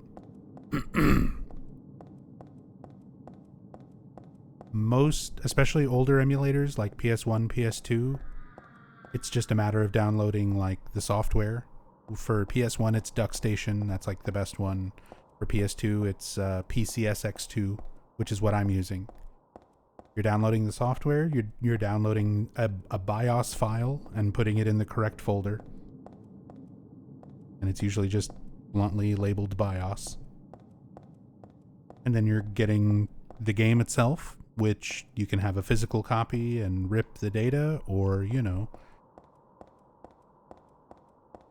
find it in other places. Personally, I've always found all of the things in Vim's lair.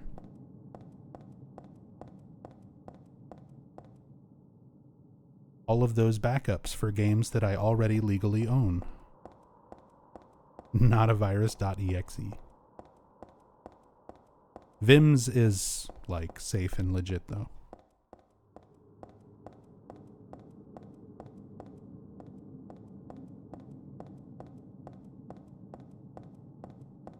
Probably watch a bunch of YouTube videos to emulate the Silent Hill games. That's the thing. If you can follow a tutorial, like, it's not that complicated.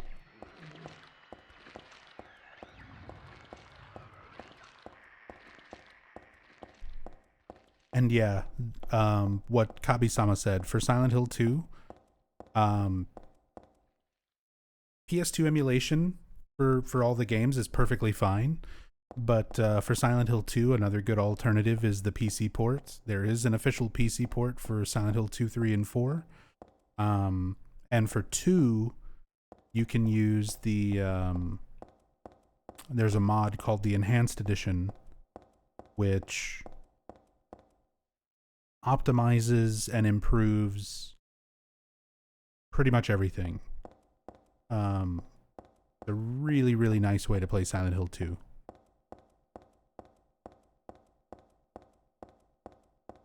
But PS2 emulation is also really, really good. And more authentic if you're kind of a stickler for those things. Because Enhanced Edition, for as good as it is, it does change some very, very small things. It's not like the HD collection changing random shit for stupid reasons, but there are some very small things that are not like the original in the Enhanced Edition. Nothing that I feel takes away from the experience, really, but if you're more of a stickler for a more authentic original experience, PS2 emulation's gonna be a lot closer to that.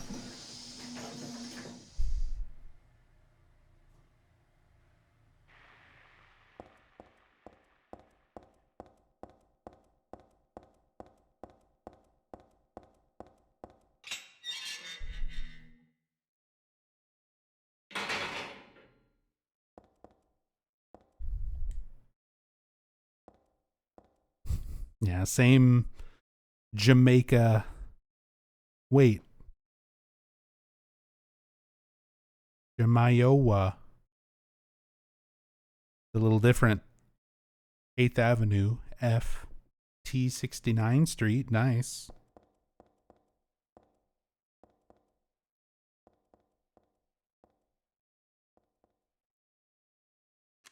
National Navinet. A real thing.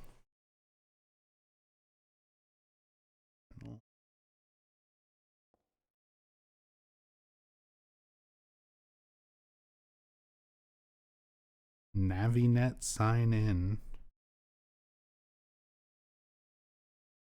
No, that's not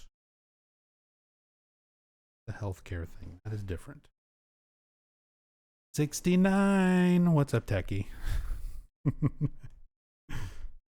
We're finding all of the hidden 69s in Silent Hill 3 with our cam hack. Welcome.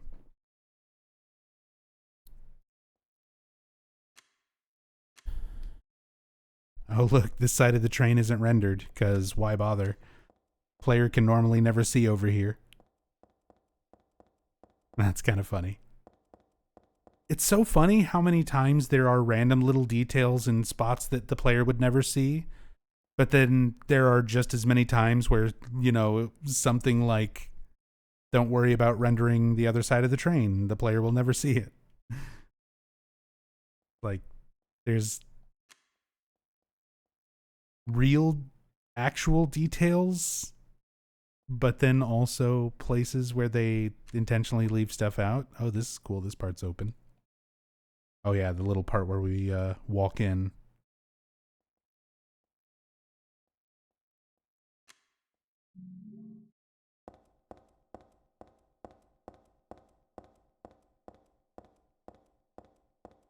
Not sure for Silent Hill 2. Not sure where you'd find a place to get the PC port.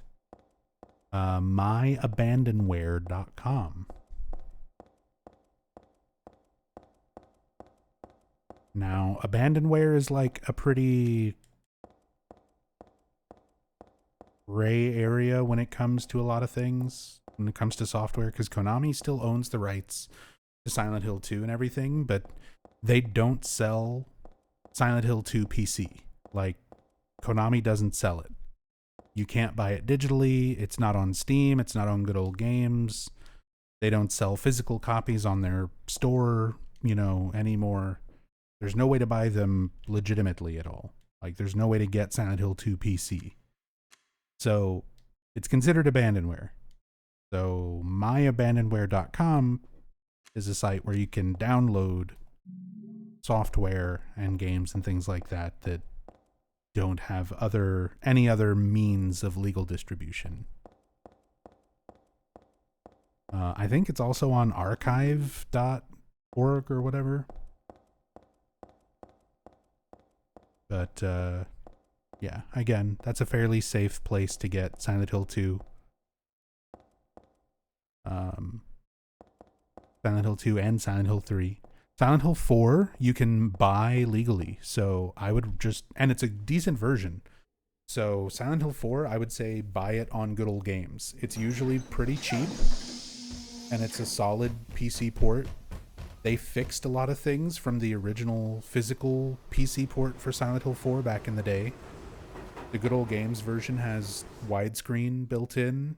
The cutscenes run at 30 FPS instead of 15 FPS, which is what they did on the original PC port back in 2005. So yeah, the GOG port is actually pretty nice, and it's usually like $10 or something, or less.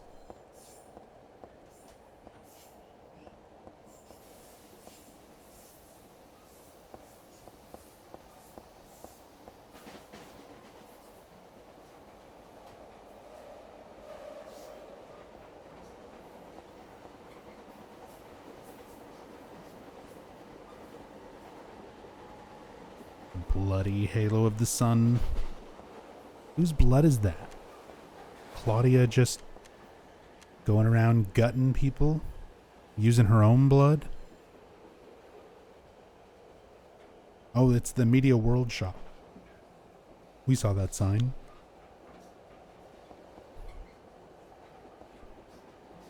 Mago.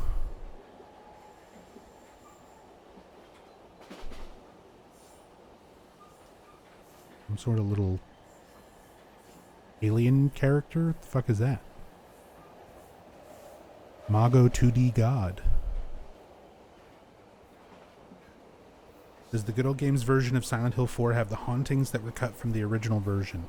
By default, it does not. But the Good Old Games version of Silent Hill 4 is compatible with Hunter Stanton's randomizer mod, which I've done streams of that randomizer mod and stuff before. So if you install the randomizer mod, it also restores those hauntings, and you can turn all the randomizer options off. If you just want to play Silent Hill 4 with the hauntings restored, you can use Hunter's randomizer mod just as a haunting restore patch. You just have to toggle everything else off. So by default, it does not have those hauntings back, but you can put them back in fairly easily.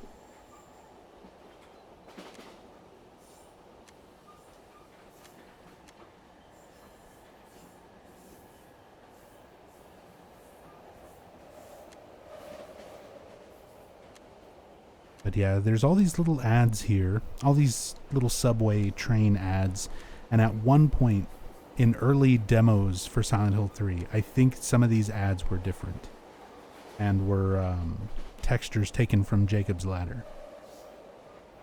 They changed out for some other things. Wanted. Look at that shoe. What are those?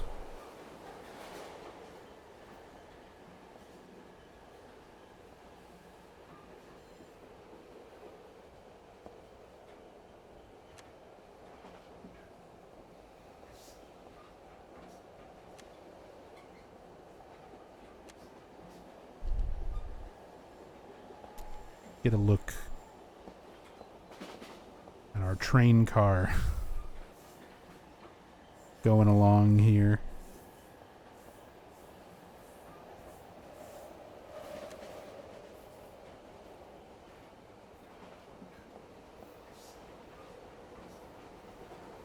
That's a cool shot.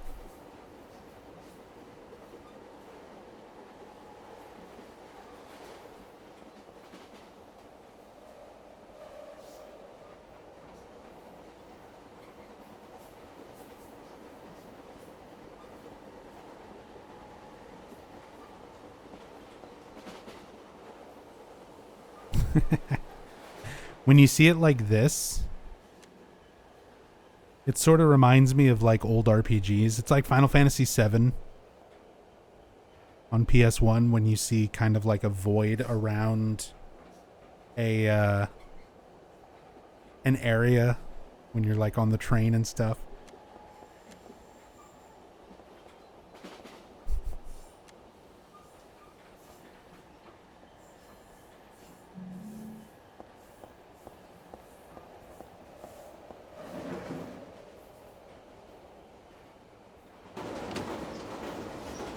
This might be a little bit hard to maneuver the camera because of the controls, but I want to try and look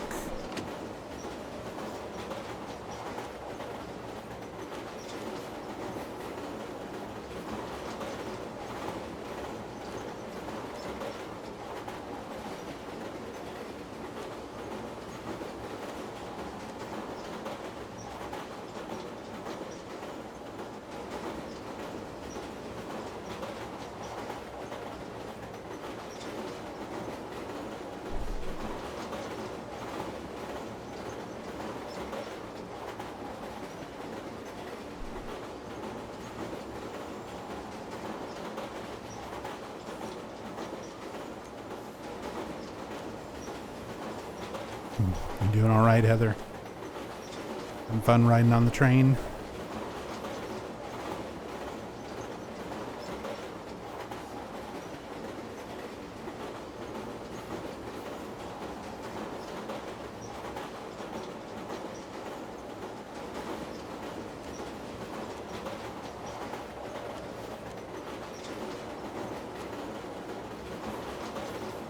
That's a cool shot.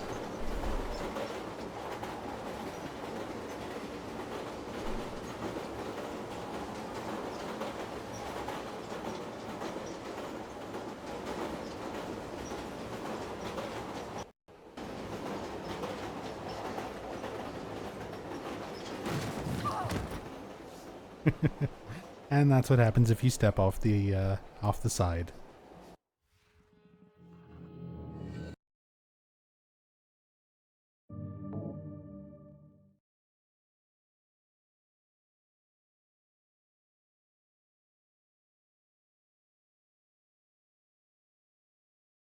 Oh, right. That puts me all the way here.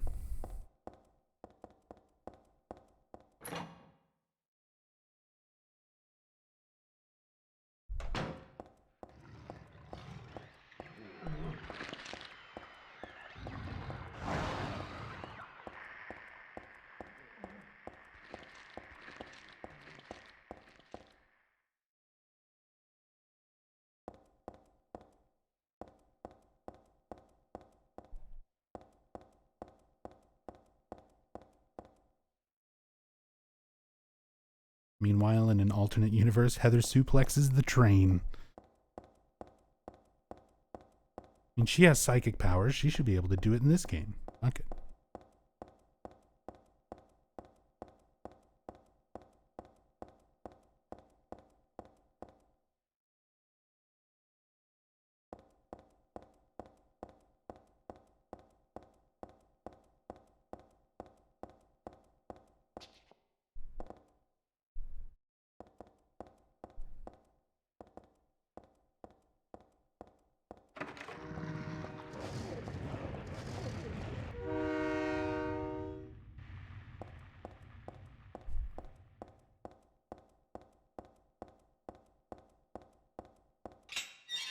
Resident Evil has boulder punching.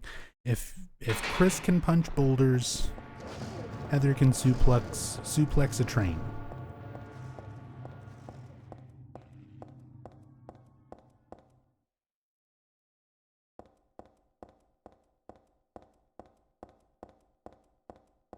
In that universe, Downpour was actually a good game.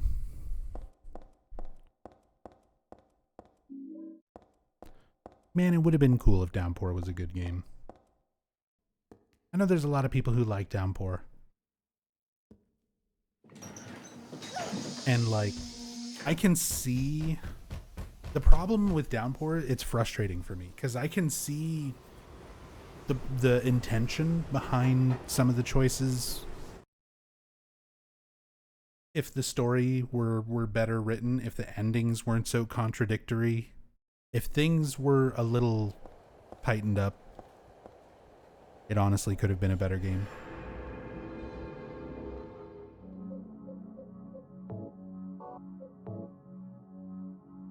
But Murphy is just such a nothing of a character. If you say you like Murphy as a character, your opinion means nothing to me anymore. Because he does not have a character. His character instantly changes the moment you watch a different cutscene or watch a different ending. It's like, oh, is he regretful? Is he vengeful? Is he a badass? Is he a loving father who just got mixed up in some messed up circumstances? The answer to all of those is yes. All of them conflictingly at the same time. Like, that's the whole problem. He doesn't commit. The way the story is written, he can't commit to being any one thing because the endings all drastically change the story, as opposed to every other Silent Hill game that comes before it, where the ending is just a conclusion of the story. It doesn't change who the characters are or how they act or what their motivations are. It just sort of changes how things end, how the story concludes. With Downpour, it's all just like drastically different, straight up to the point where who you even associate with the like final boss is not set in stone. Like, you don't even have a consistent antagonist. It's like, well, for Anne, it's Murphy, but for Murphy, it's Napier. And I get it. You're trying to go for like a very on the nose morality thing. But again, it's a choice that winds up detracting from giving the characters in the plot and everything a bit more purpose and meaning. Anyway, I'm sorry to rant about Downpour suddenly. I'm going to blame Burak Auto for that comment in chat. The bad artist.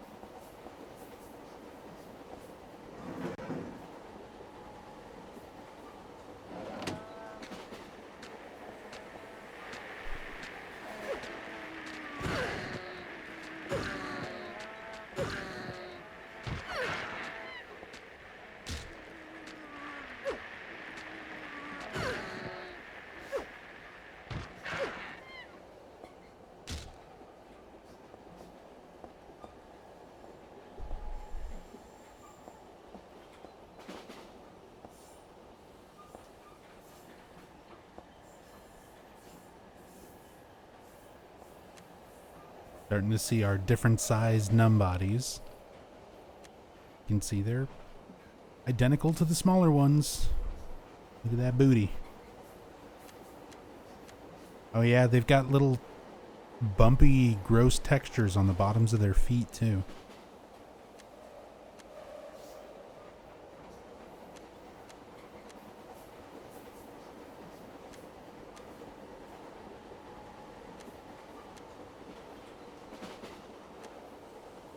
The like throat part, neck, whatever that is, also looks all fucked up.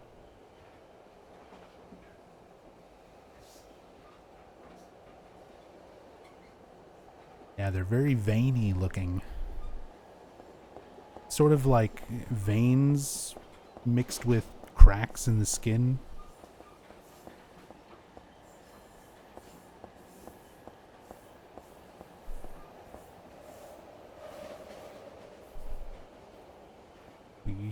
These are all the same little posters and stuff. Outside the train, this is all basically the same in each one of these segments.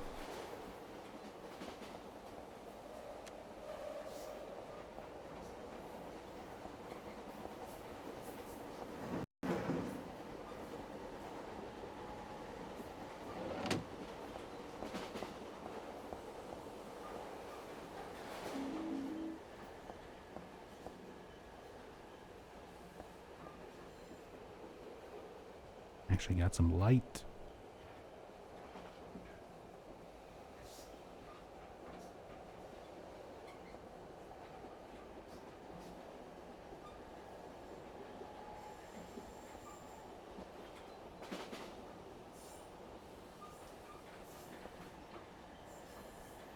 That one's different. Cheers zine.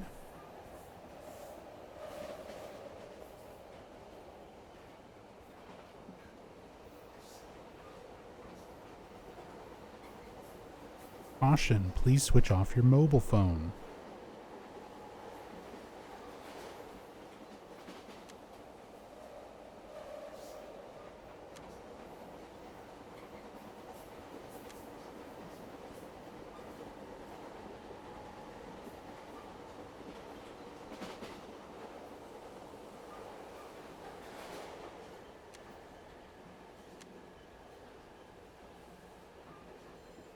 More graffiti textures.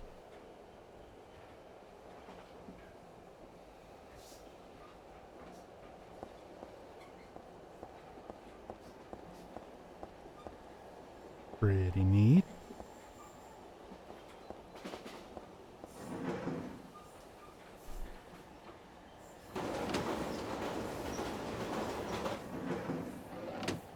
Yeah, every time you move forward on this train, the car behind you disappears. So like we just moved forward, you go back. This is now the end of the train.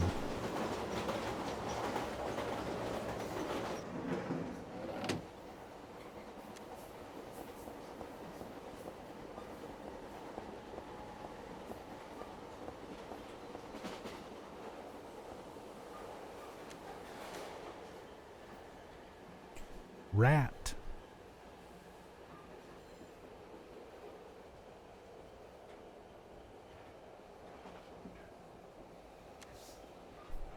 FJC TV. Ava 62.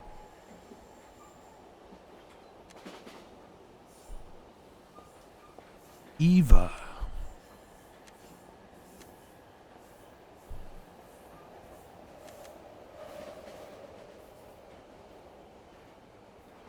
This was around the same time as Metal Gear Solid 3. Stop Real Crime.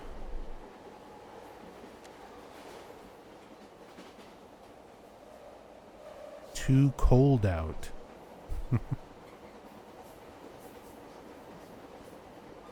Bad Artist.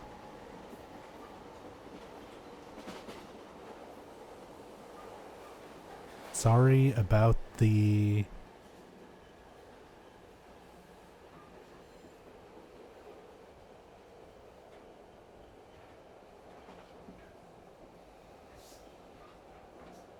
Can't quite see this word, but sorry about the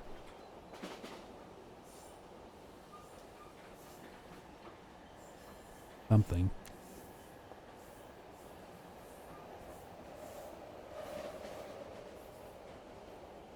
Drag? I was thinking maybe drug? Sorry about the dog? Dorg?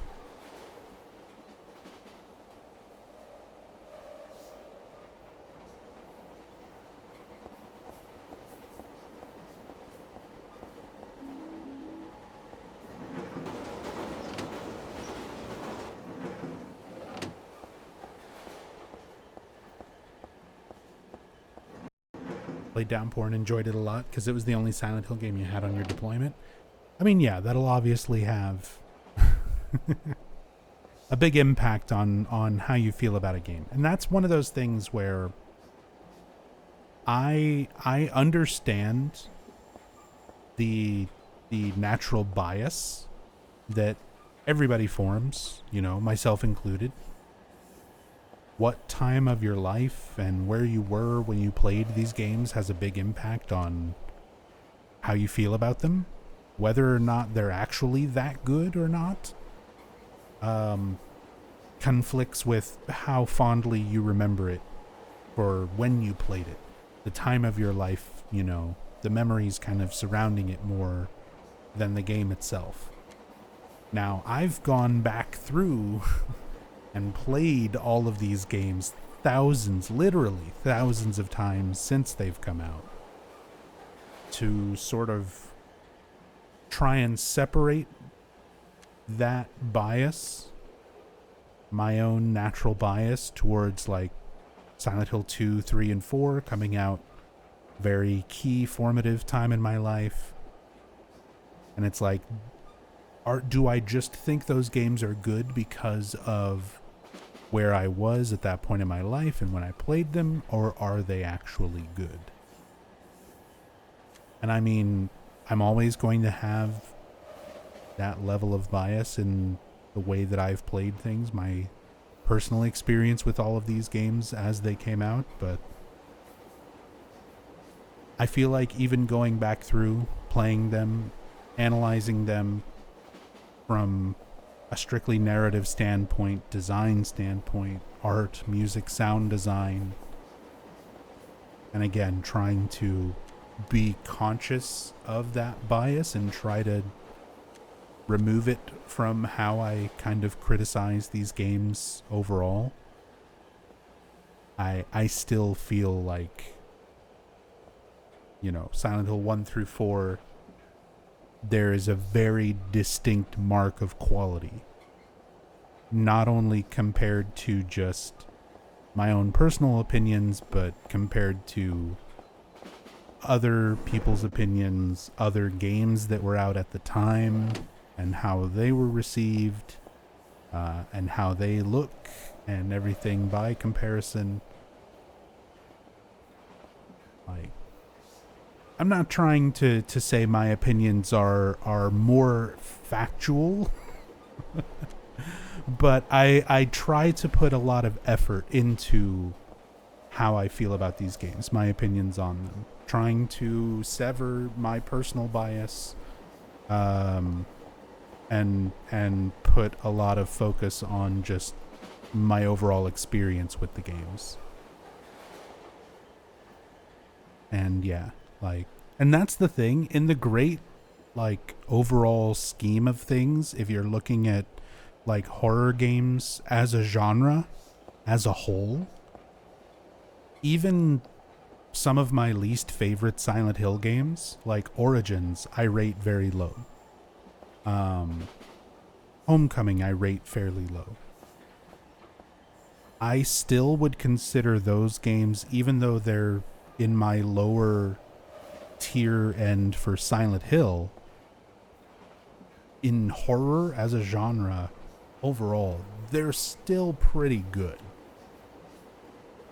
They're still better than a lot of other horror games out there.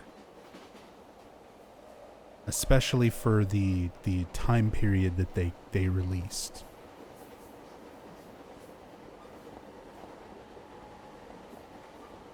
Like, I might have issues with them when it comes to their accuracy to established lore and their art design compared to the originals and things like that. I might not consider them as good of a Silent Hill experience. Like, Downpour is not as good of a Silent Hill experience for me compared to the first 4 games.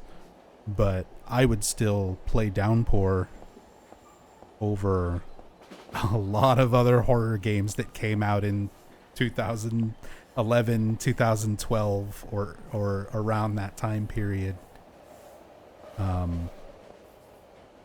It's still a much better put together game than a lot of other things. So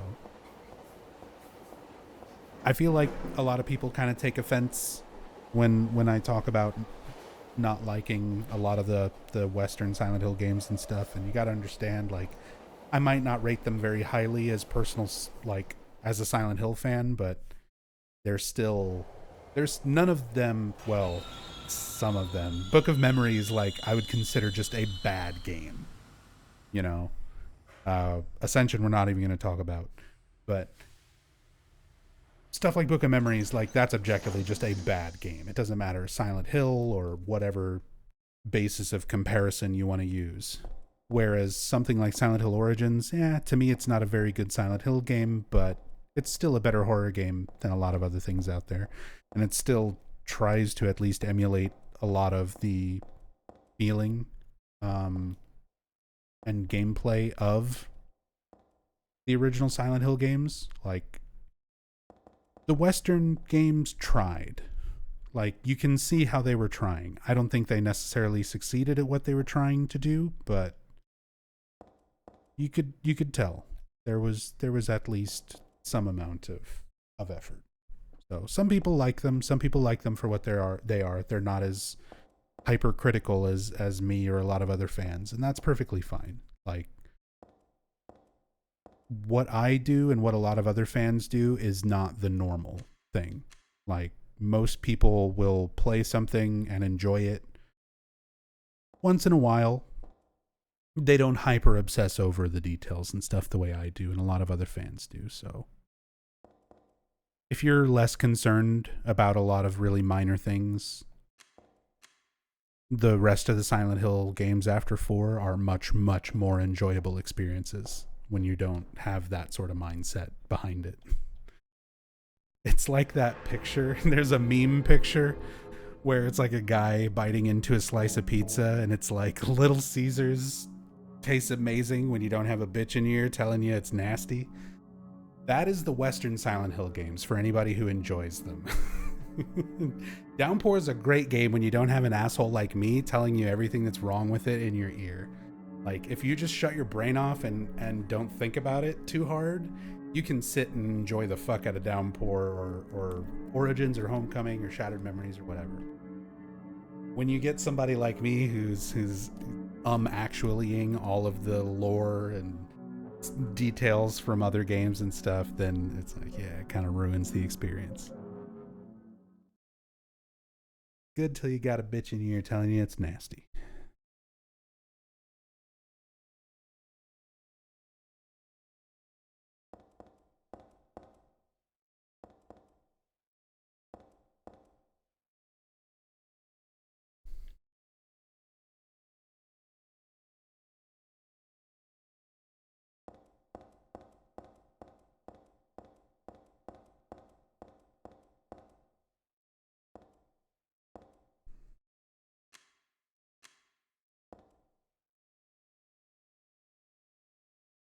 More unique graffiti here I just want to look at.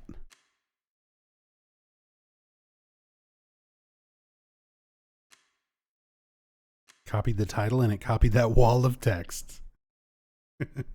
It's all good, twerk.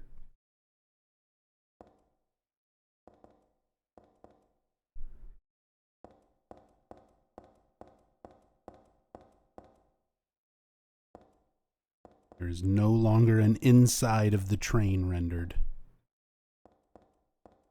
The boy comes over here. Just kind of looking at where the extent of the rendered area is. Oh, there's no writing on the top of this one.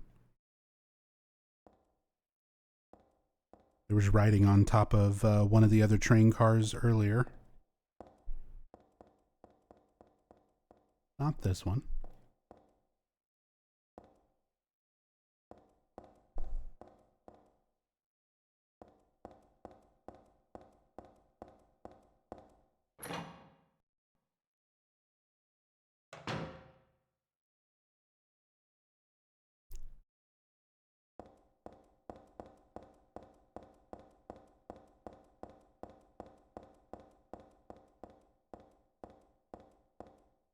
This area is really cool on New Game Plus. So we're doing a New Game file, even though we have some New Game Plus stuff in our inventory. That was cheated in. But this is a regular New Game game file. But if you're on New Game Plus, this hallway right here will actually turn red and bloody. It has that like crawling, bloody texture that you see later on. And as you descend down the stairs, these walls will turn all dark and bloody on New Game Plus. And if you're playing on hard mode or extreme mode or any of the difficulty modes above hard mode, when you're in this hallway or any of these bloody hallways, there's only a couple of them in the game on New Game Plus, but they'll actually drain your health. One of those random little things that changes between a new game and New Game Plus playthrough.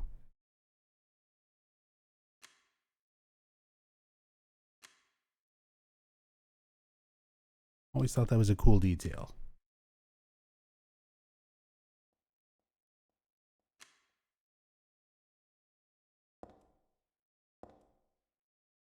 Some stuff on the other side of the fence here.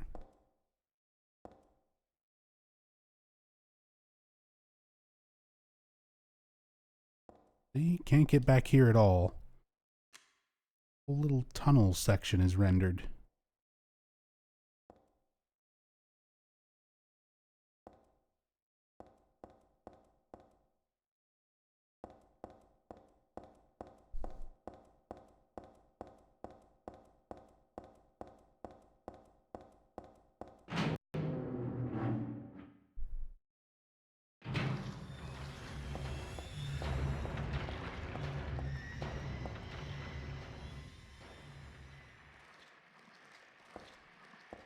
Stuff all over, but nothing worth bringing along. Oh, leave me alone.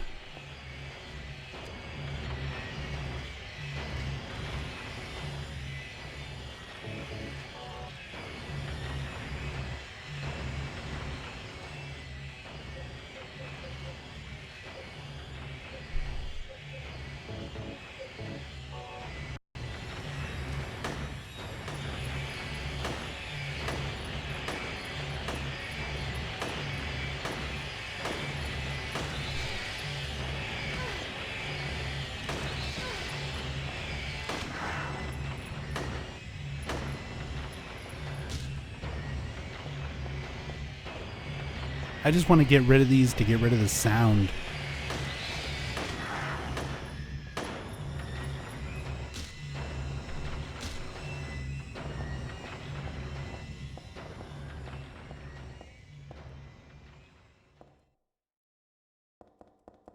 What's my expectation on Silent Hill 2 Remake? Expectations are very, very low. I played every other Bloober Team game. And I'm not a fan of their games. So I've seen the trailers and all of that.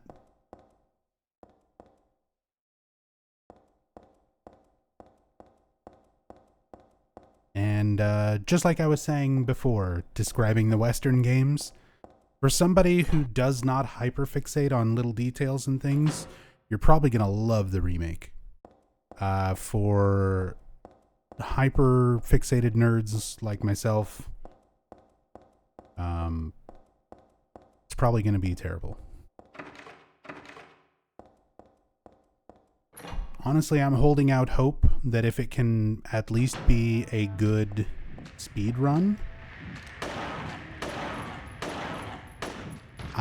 it might be something that I play a lot. If the speed run is really fun. But my expectations are pretty low as far as like enjoying it as a faithful adaptation of Silent Hill 2. But we'll see. We will see.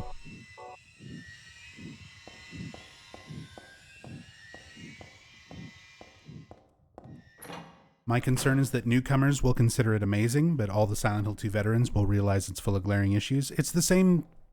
We've already had that issue for the last 12 years with the HD collection. 12 years ago, all of the new fans who were getting into the series and didn't have any other way to play Silent Hill 2 or 3 because they're not really easily available anywhere else, who would get the HD collection. Because if you're unfamiliar with Silent Hill 2 and 3, if it's your first time playing them, most of the problems in the HD collection you won't even see. But for somebody who is hyper aware of like everything in the original games, the HD ports are terrible. They're full of issues. They're full of bugs. Silent Hill 3 only gives the option for new dubbed audio, new voices, which sound terrible. Like they dubbed the whole thing like it was an anime. It's all Persona voice actors, and it sounds like a Persona game.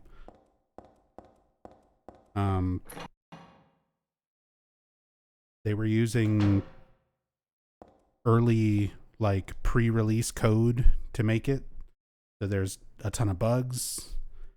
They straight up forgot to record audio for some scenes. There's like dialogue in Silent Hill 2 that's just missing from a couple of cutscenes where they didn't dub in anything, new or old voices.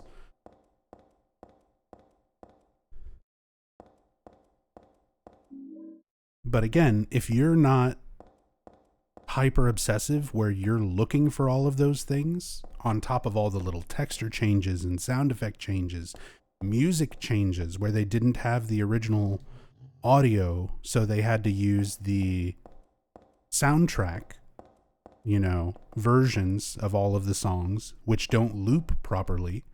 So you wind up having all of these cutscenes where the music in the background is not looping the way that it should. Shit. I need to not pick up this map. But yeah, like that's the problem. We've already had this issue. There's a whole generation of fans that have been playing the HD collection for the last 12 years and saying it's fine. I don't see a problem with it because they're just not familiar enough with the originals to know a difference.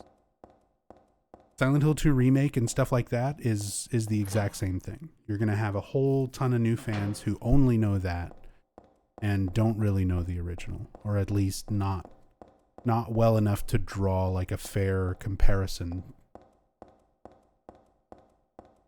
But hey, what does it matter? At the end of the day, if you're less knowledgeable about the original versus a remake or whatever, you can watch, you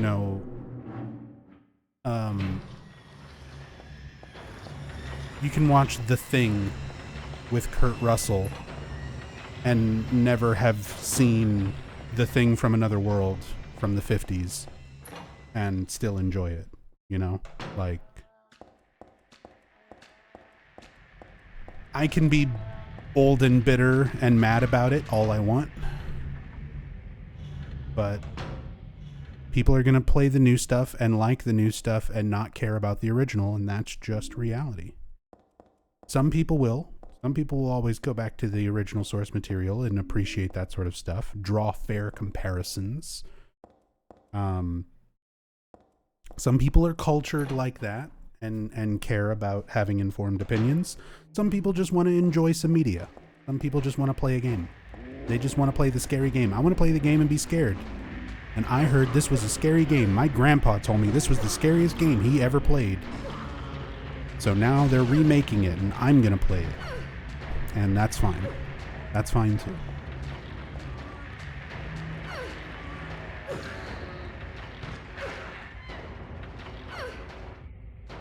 Just wish the original games were all on Steam. That's my bigger issue.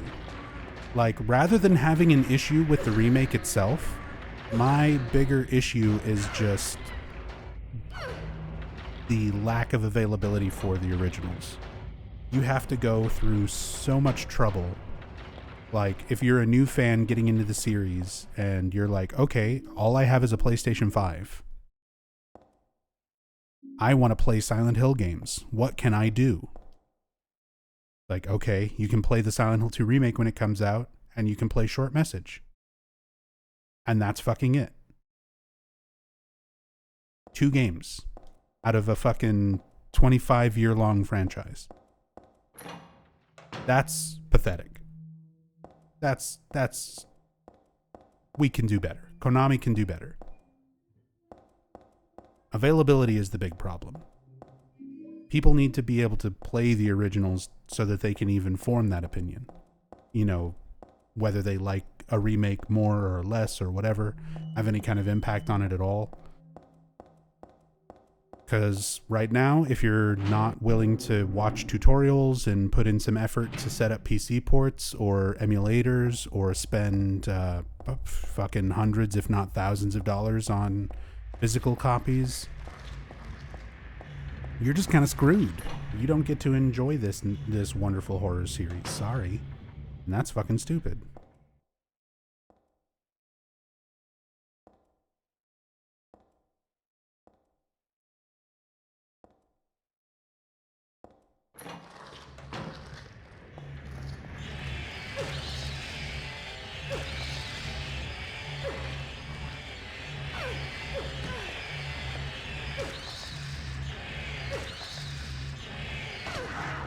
You can save up all your money and fly to Japan and spend it all on Silent Hill Pachinko?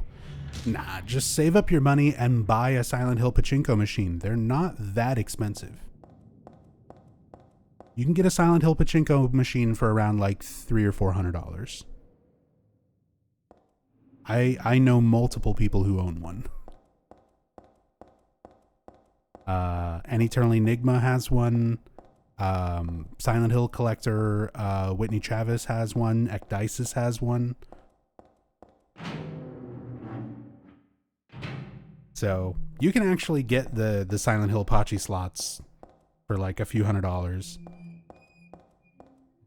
They've started cropping up more and more often. For a long time, you couldn't really find them at all. And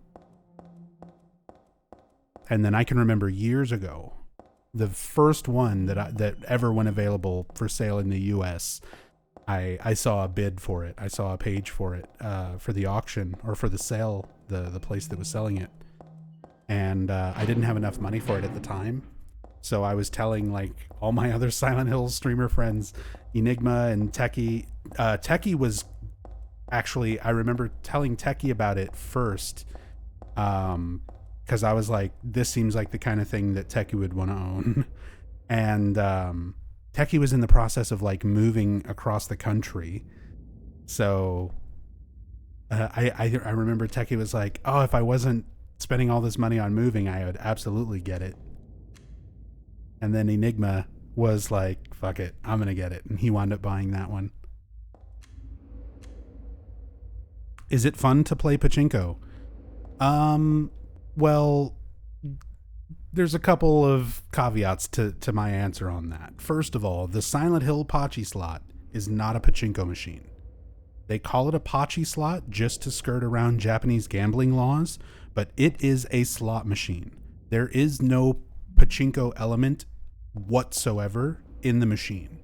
Usually a Pachi slot uses Pachinko or Pachinko balls. It's these little silver marbles, little silver balls that will play throughout a machine, and you exchange those. Like, you can win them, you can lose them, and you exchange them for prizes at like a Japanese game counter. And that would be how they get around a lot of gambling laws, because you could then exchange them for a prize, and then there would be a store around the corner where you can sell your prizes from the pachinko hall for real money. So that would be the workaround to like how you gamble without breaking those Japanese gambling laws. But there is no little silver ball mechanic or anything like that in the Silent Hill 2 Pachi slot. It is just a slot machine. You put coins in it, reels spin, and then stuff happens on a screen. It's like any other slot machine that you would play in like Vegas or something. It is just a slot machine. And as a slot machine, it's okay. It's weird. It's interesting. There's a lot of effort put into it. There's completely new, like, remade cutscenes. And new cutscenes that are specific to the pachinko machine. James throwing a great knife across a room and killing a giant chariot monster, and then hopping in a speedboat and zipping away on Toluca Lake. There are crazy fucking cutscenes in the Silent Hill 2 Pachi slot. Yeah, it's bizarre. I said a lot of stuff happens, which when you're playing a slot machine or something like that, that's kind of all you care about, you know, is how many bells and whistles go off, how many little screens and bonuses and things go off. So in that sense, like, it's interesting. It's not boring. But it's just very, very odd. A very odd thing to exist. There's all these little moving parts on the machine. There's like little fake bits of chain link fence and rusted metal that jerks back and forth. So it's more than just like a screen. There's little moving parts to it. How big are these things? Would it be an absurd cost to ship it or what? They're usually, I'm trying to think. It's about maybe 2.5, 3 feet tall, but they're fairly heavy. They're relatively heavy, which is kind of the big problem. That's usually where your issue comes with shipping. They're not huge. They're not like the size of like a video game, like an arcade machine, the way a lot of people seem to think. Because usually they're just like a pachinko parlor or a pachinko hall. You would see all of these... dude, I keep getting turned around. You would see like all of the machines up on a table or on a counter. They don't sit like directly on the ground like a full arcade cabinet or anything does.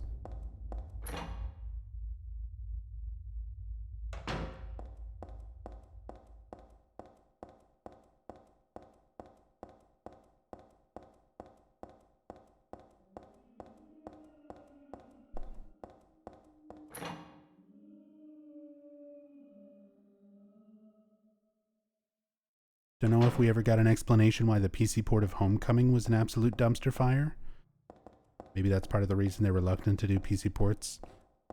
I don't know. I don't actually know the whole story of why Homecoming's PC port is like that. Like, presumably it just has to do with whoever Konami hired to do the port, because that's pretty much your answer for why the Silent Hill 2 and 4 PC ports were very janky on release. Mainly Silent Hill 2. 3's original PC port is actually very solid, and I think that was one of the only ones that was developed in-house.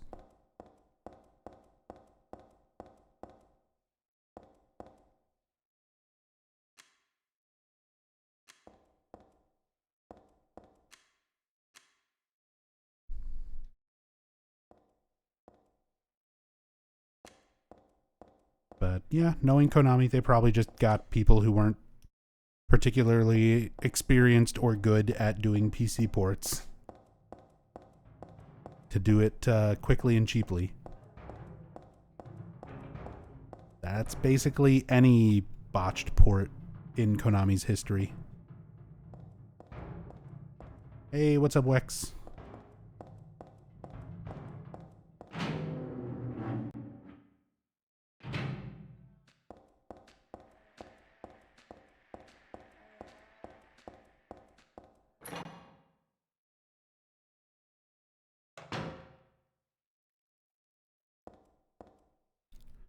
Yeah, look around at all the machinery.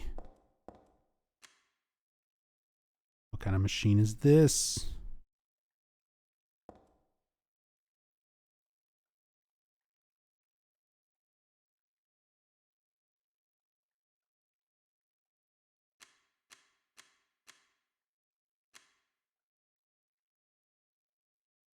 This machine absolutely made me think this was going to be some sort of like Resident Evil style puzzle. You were going to have to start flipping switches and pushing buttons, making things light up, making dials move. And it's like, oh no, you just pour the gas in. You just go get the oil.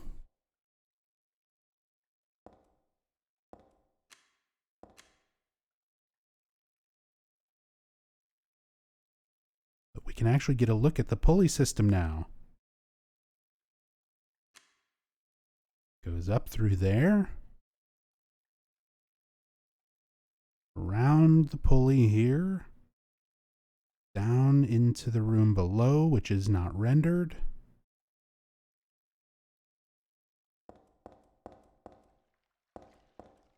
In order to let this water drain out.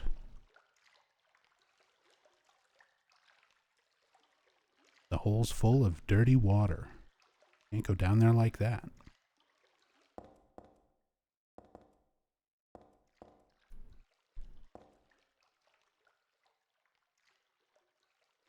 And that's why it shows the still shot of it. When you examine it, there's not actually anything rendered there. When you look at it in real time.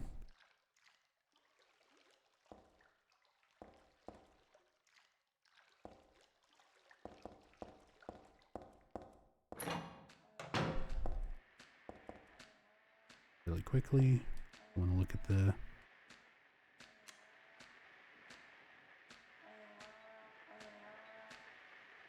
machine central room. Machine control room.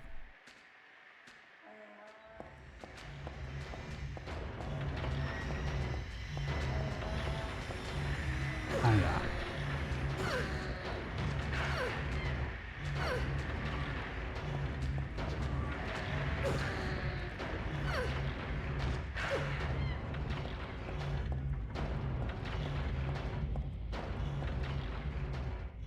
Same sign, machine control room.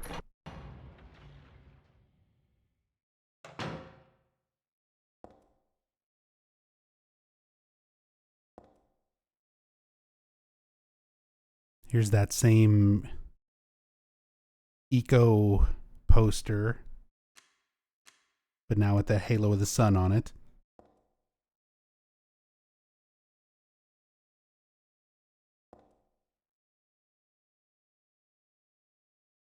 Some sort of server tower. Some kind of electrical board. Some kind of machinery. I guess it wouldn't be a server tower. They wouldn't need a server tower in the sewers.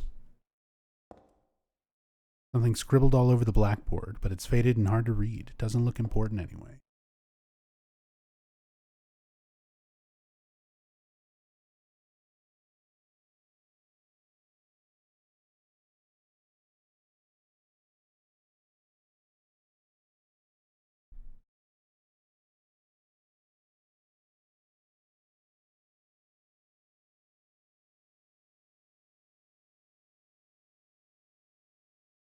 Yeah.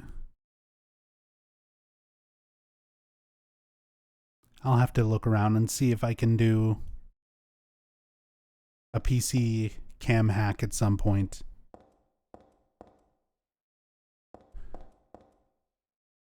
Possibly have some slightly higher resolution textures.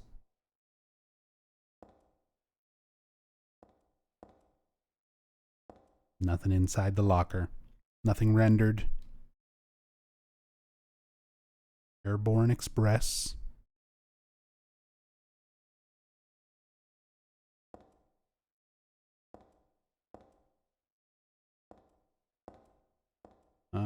Oh, it's our first, one of our first looks at the shotgun ammo.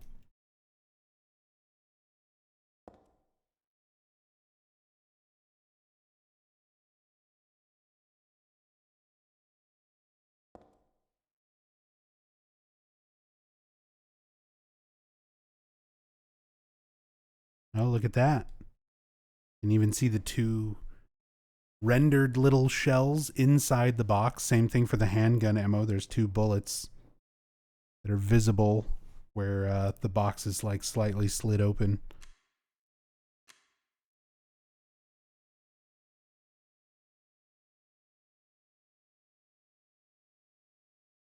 Can't quite see the text on the box.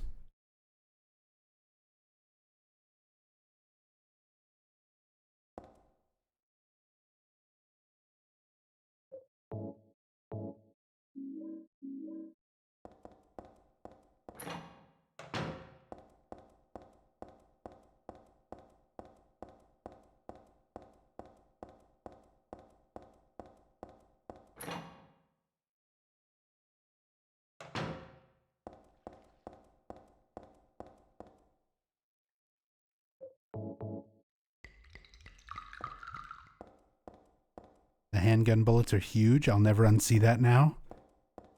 It also says handgun bullets on the box for them. Those giant handgun bullets.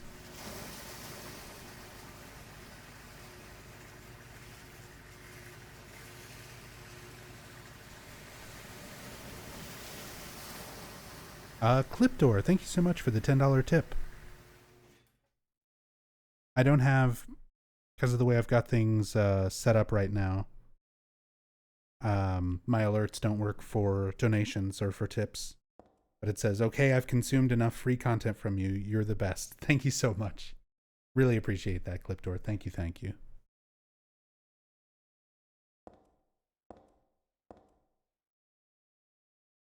Very, very generous of you. But yeah, I'm glad you're enjoying it. You've been around for a long time. It's always good to see you. We've had a lot of regulars who've been around for many, many years. So I just appreciate that you're still around enjoying what I'm doing. But I won't say no to $10 either. Thank you. Thanks to that thing, all the water's finally drained out of the hole. It looks like I'll be able to get down there now, if I can stand the smell, that is. Oh, the ladder extends a little further down. But otherwise, still the same.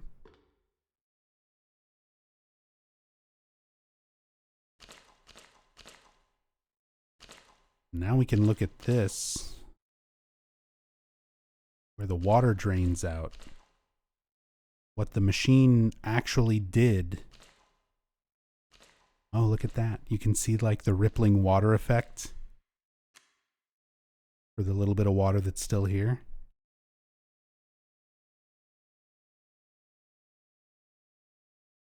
How they do that reflection. They extend the wall down a little bit.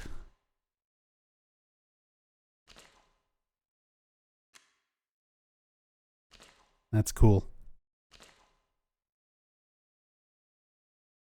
That's fun too, just seeing how a lot of these visual effects and stuff were accomplished. Because you think about how nice this game looks, and it's like, wow, this is a PS2 game. How did it have all of these visuals and stuff that seems very advanced for the time? And it's very simple, practical stuff. Like, okay, they've got a little wavy texture, and they just put it below the wall, parallel with the floor, to make it look like a reflection on a wet surface from the player's perspective.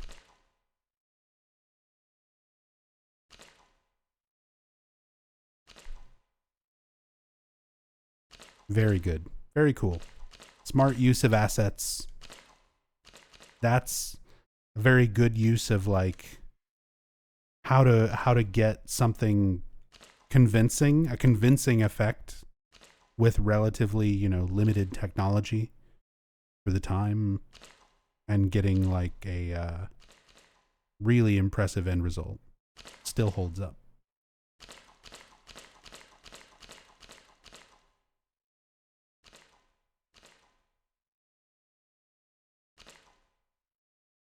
Combined with the audio, you have the wet, splashy, footsteps.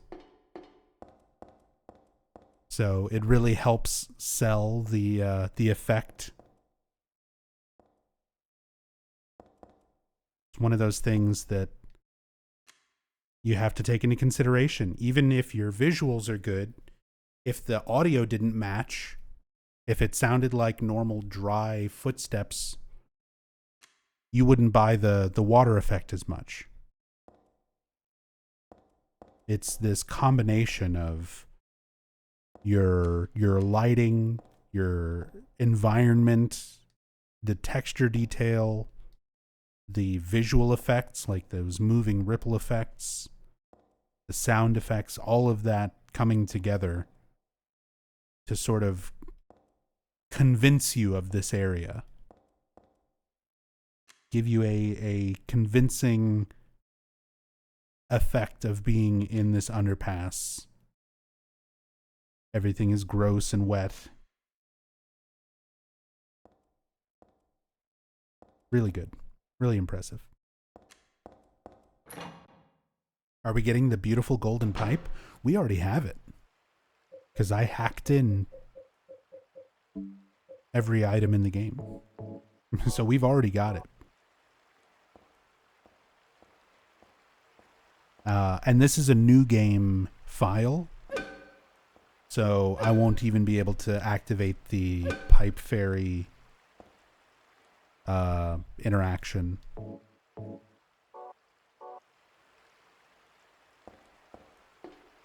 But on that note, since I'm constantly shouting out members of Team Silent, Hiro Usuda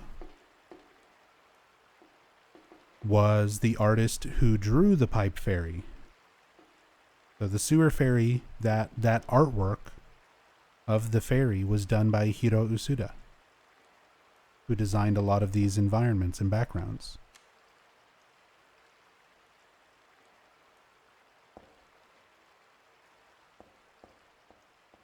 Bro, look how far this goes.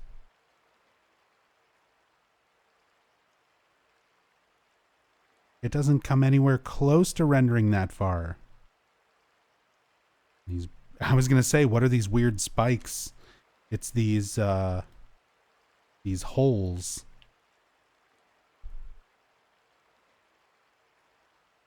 But when you're out of bounds, it just sort of looks like a spike shape. There's that same water ripple effect, but for deeper water, you just extend the effect further down.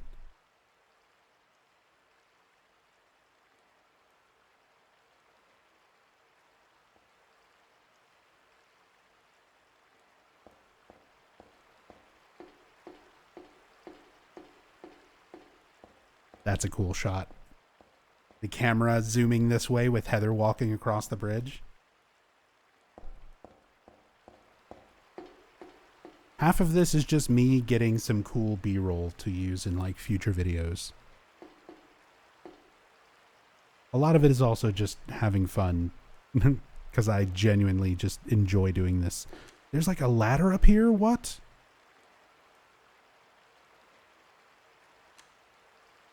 We could have escaped right here? We just needed more coat hangers?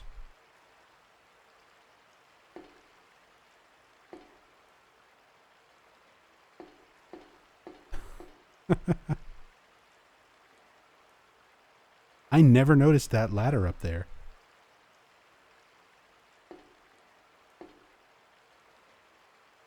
Because, like, this is your normal angle.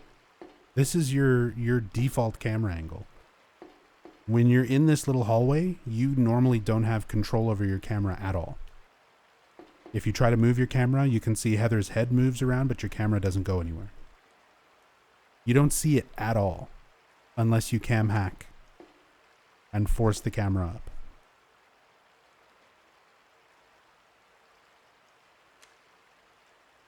These are the kind of things where I'm like, these little weird details I never would have known about. So cool. It seems very minor. I'm sure people like don't give a shit, but I find these things cool.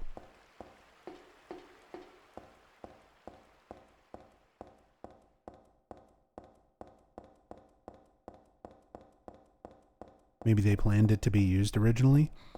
Maybe. It's hard to tell. Maybe they played around with some different camera angles during that. And they had a different camera angle that used to show more of the ceiling and they wanted some more detail. And then they decided to go with a different camera angle that didn't show that detail anymore.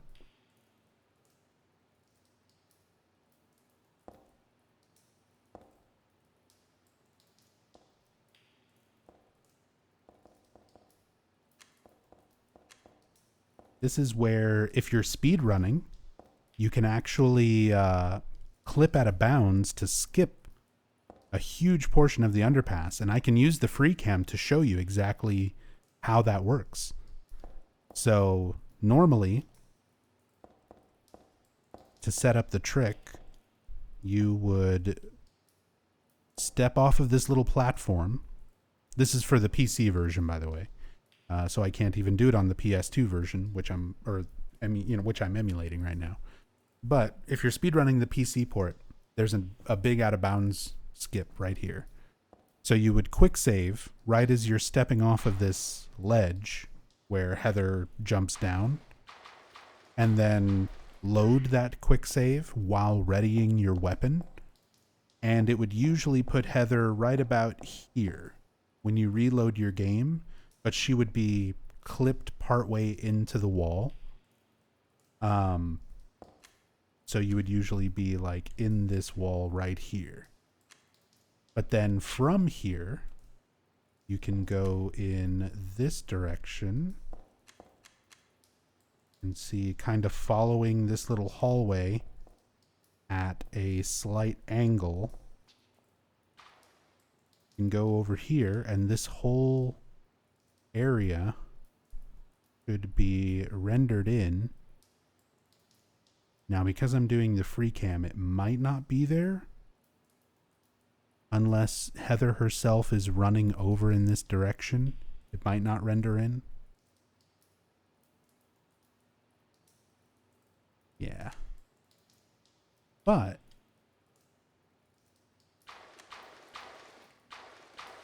Thanks. it's a neat out of bounds thing. I plan on doing some more speed runs and stuff in the next month or two. Every year I go through a phase where I'm like, man, I really want to get good at speedrunning again. And I'll spend like a little bit of time brushing up on all the Silent Hill games and then kind of give up again. Inevitably give up again. But I usually try to PB, even if it's only by a little bit, every year or so. And I'm overdue. So I need to get back to some Silent Hill speedrunning. I need to improve my times. And whenever I do some Silent Hill 3 runs, I'll show off all of these fun sequence breaks and out of bounds skips and things.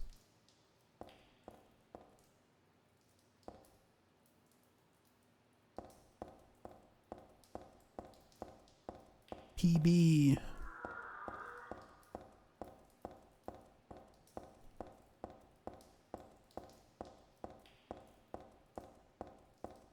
Hey, I actually had world record for Silent Hill 3 any percent any difficulty. Had it for like a weekend.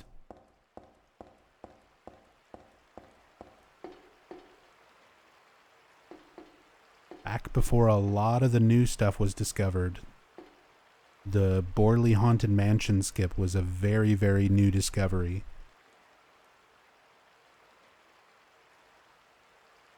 And I managed to get a world record before a lot of better runners had used it. So I had a very brief world record, and then Bakba Soup took it back, took world record like 2 days later. Does Aaron still hold all the records now? No, there's quite a few runners across the series. There's a lot of new runners who have cropped up and gotten some crazy times in a bunch of the games. I haven't checked the leaderboards right lately, but Aaron is still up there. Aaron is still one of the best. But yeah, for a while there, Aaron had world record on like all 4 Team Silent games, I think. Or the first 3 or something.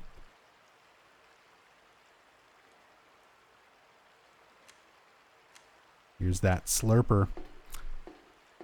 Normally when you cross this bridge, again, you don't get to really control your camera very much, but you can just barely see that there's like a slurper down here in the water. And just the slurper is such a creepy enemy. One of my favorite designs. Because when you look at the details of it, it's so much more disturbing. Because look, that is like a human ear. See, this is like a human head. If you rounded this out, this is a human head right here. There's the ear. So this is like something else that's been attached onto this human head, onto the face.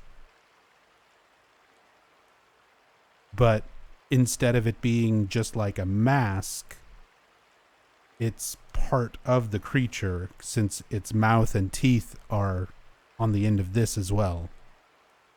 So it's like the teeth and everything have been moved to the front of this other part of this head. You can see the limbs are very human-like. There's like stitching, what looks like stitching all over it. Like a person that's been stitched up.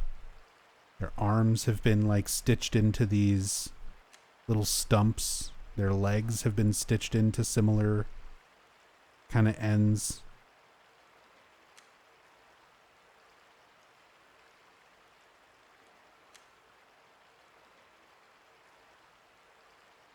And see, it's wearing what appears to be pants, clothes of some sort. Like pants with a belt, like a rope belt. Yeah, it does look like horse teeth.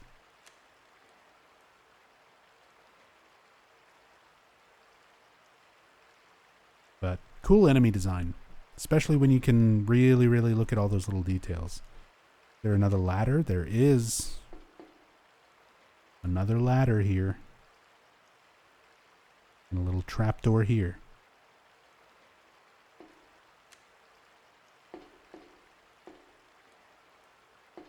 Any other slurpers hiding out here? Guess not.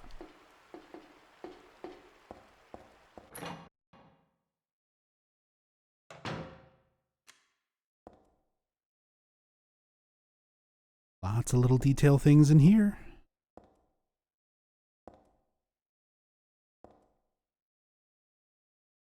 Just wasting my time looking around here. Don't you judge me, Heather. I can waste my time however I want, cam hacking and looking at things in a 21-year-old game. Look at this radio. What's going on with that radio? I have to know. I like crushed cans. Garbage sorter.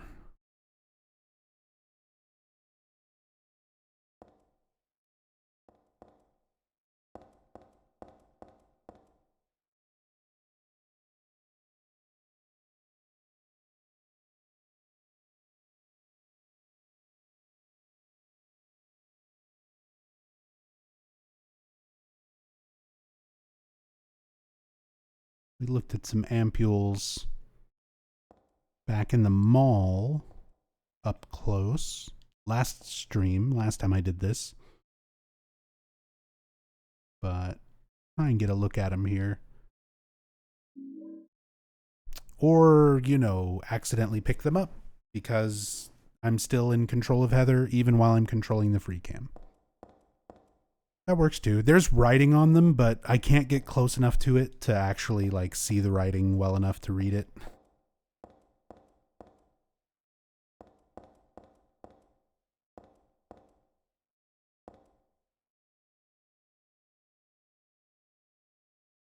Is that the same model as the red shoe later in the amusement park?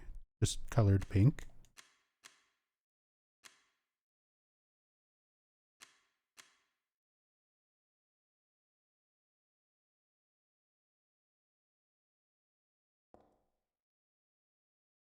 More of those like paint thinner cans, coat hanger, broken clock. We've seen 3 completely different clocks now. There was a clock texture in the little room in the subway that was mirrored. Now this one. They all 3 have different times.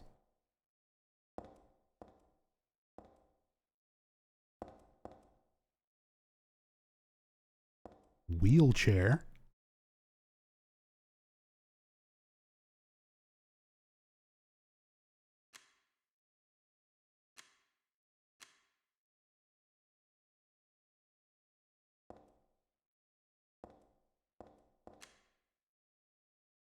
Caution poster.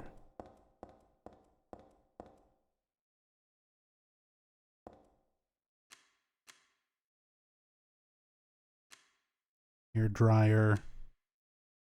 Nothing really stands out there. Oh, it's actually got the like metal mesh part inside rendered.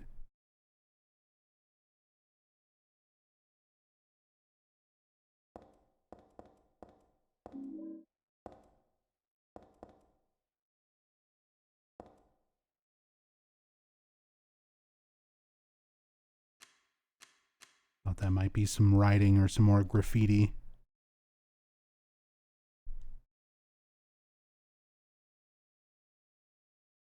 Oh, there's like bottles and stuff clipping through the... Yeah, look at all this stuff hidden underneath the wheelchair. Oh, is that the light bulb can? That's the light bulb can from Silent Hill 2. A celebrity among us.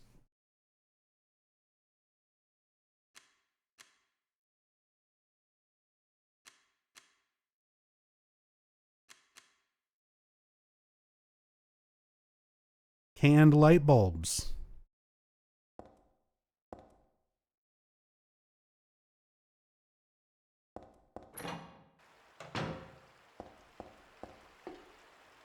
All right, you come back out here and the Slurper is gone.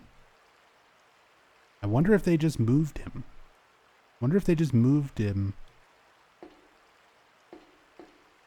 Away somewhere where the player won't see him.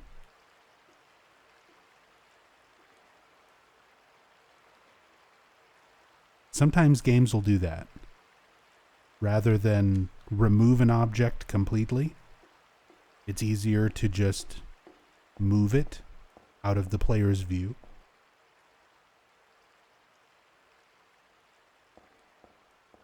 Another ladder up here. But yeah, sometimes when you go out of bounds, start boundary breaking in a lot of games,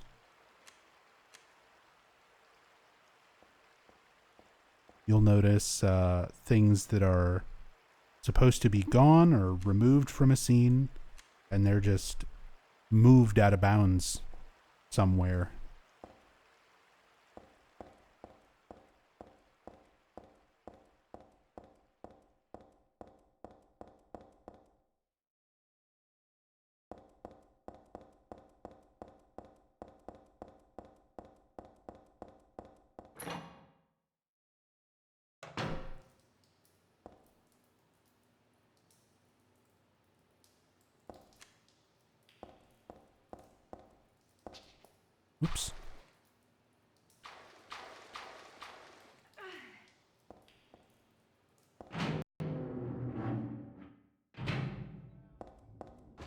By the way, am I getting the audio desync issue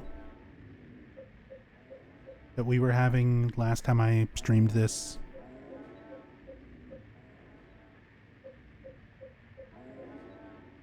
See if these menu noises line up.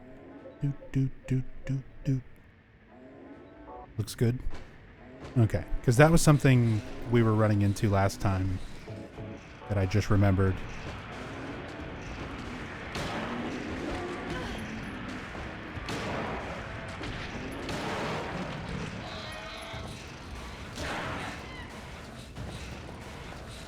But that seems to be okay.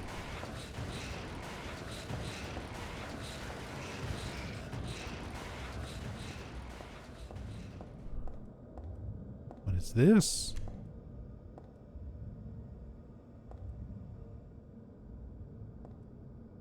Not much.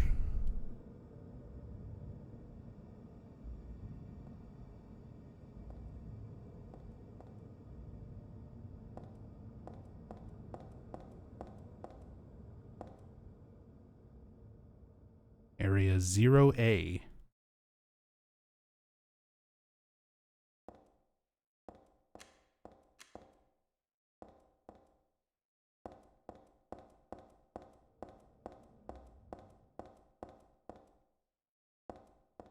Yeah, I never realized there was like more to this. Again, default camera angle, you can't really look up more than this. But cam hack, be all the way up here. And on the other side of that, there's like another bit of machinery.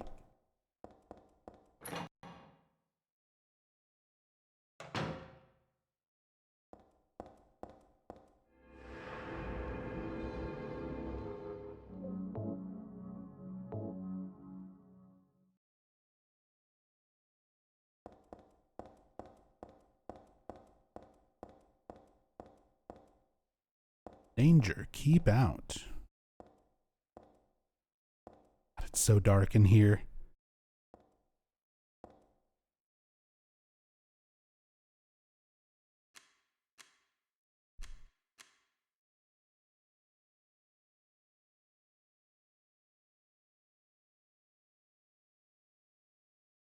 And I like when you examine this, she mentions you can see where the sign was on the door, where it was originally posted and then fell off.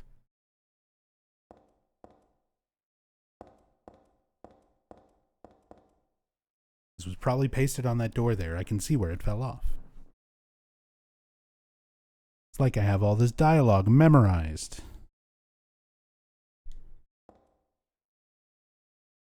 These old dusty TVs. Oh. Let's see what's under the desk.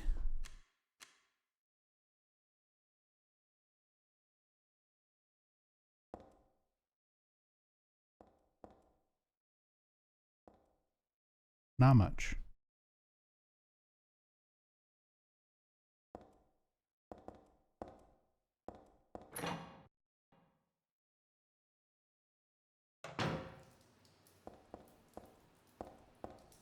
This is going to be a difficult one. Well, yeah, okay, because we're easy mode.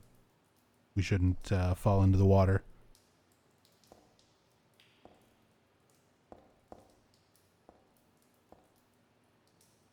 Just wish it was a bit brighter.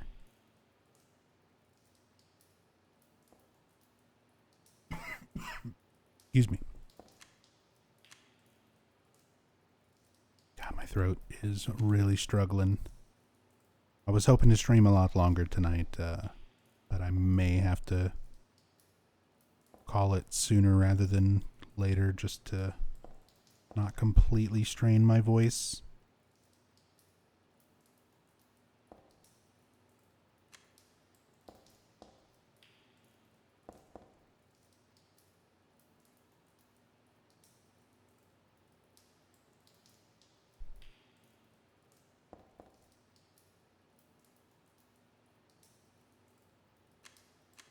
These blood details. Like, is there blood up on the ceiling where we can't see shit? Wish we got a better look of anything in the water. But not really anything rendered in here anyway.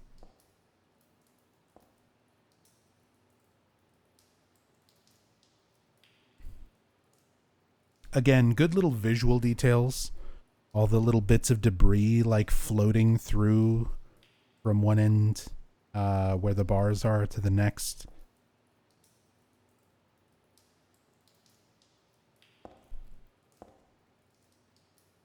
It's too dangerous to cross. I have a bad feeling about this. It actually gives you a bit of warning text if you're playing on easy mode to prevent you from just wandering across without warning. If you're playing on normal or hard mode, you don't get that text.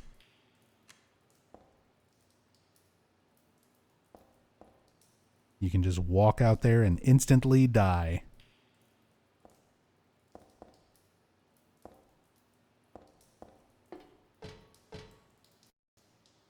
Easy mode still lets you do it, but only after you've seen the warning text.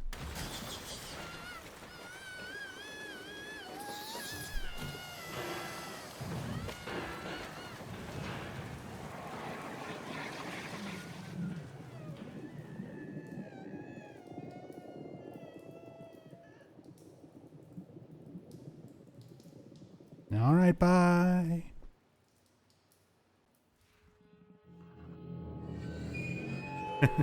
That's the only thing I can do with the camera during cutscenes. I can make the camera say fuck this and leave.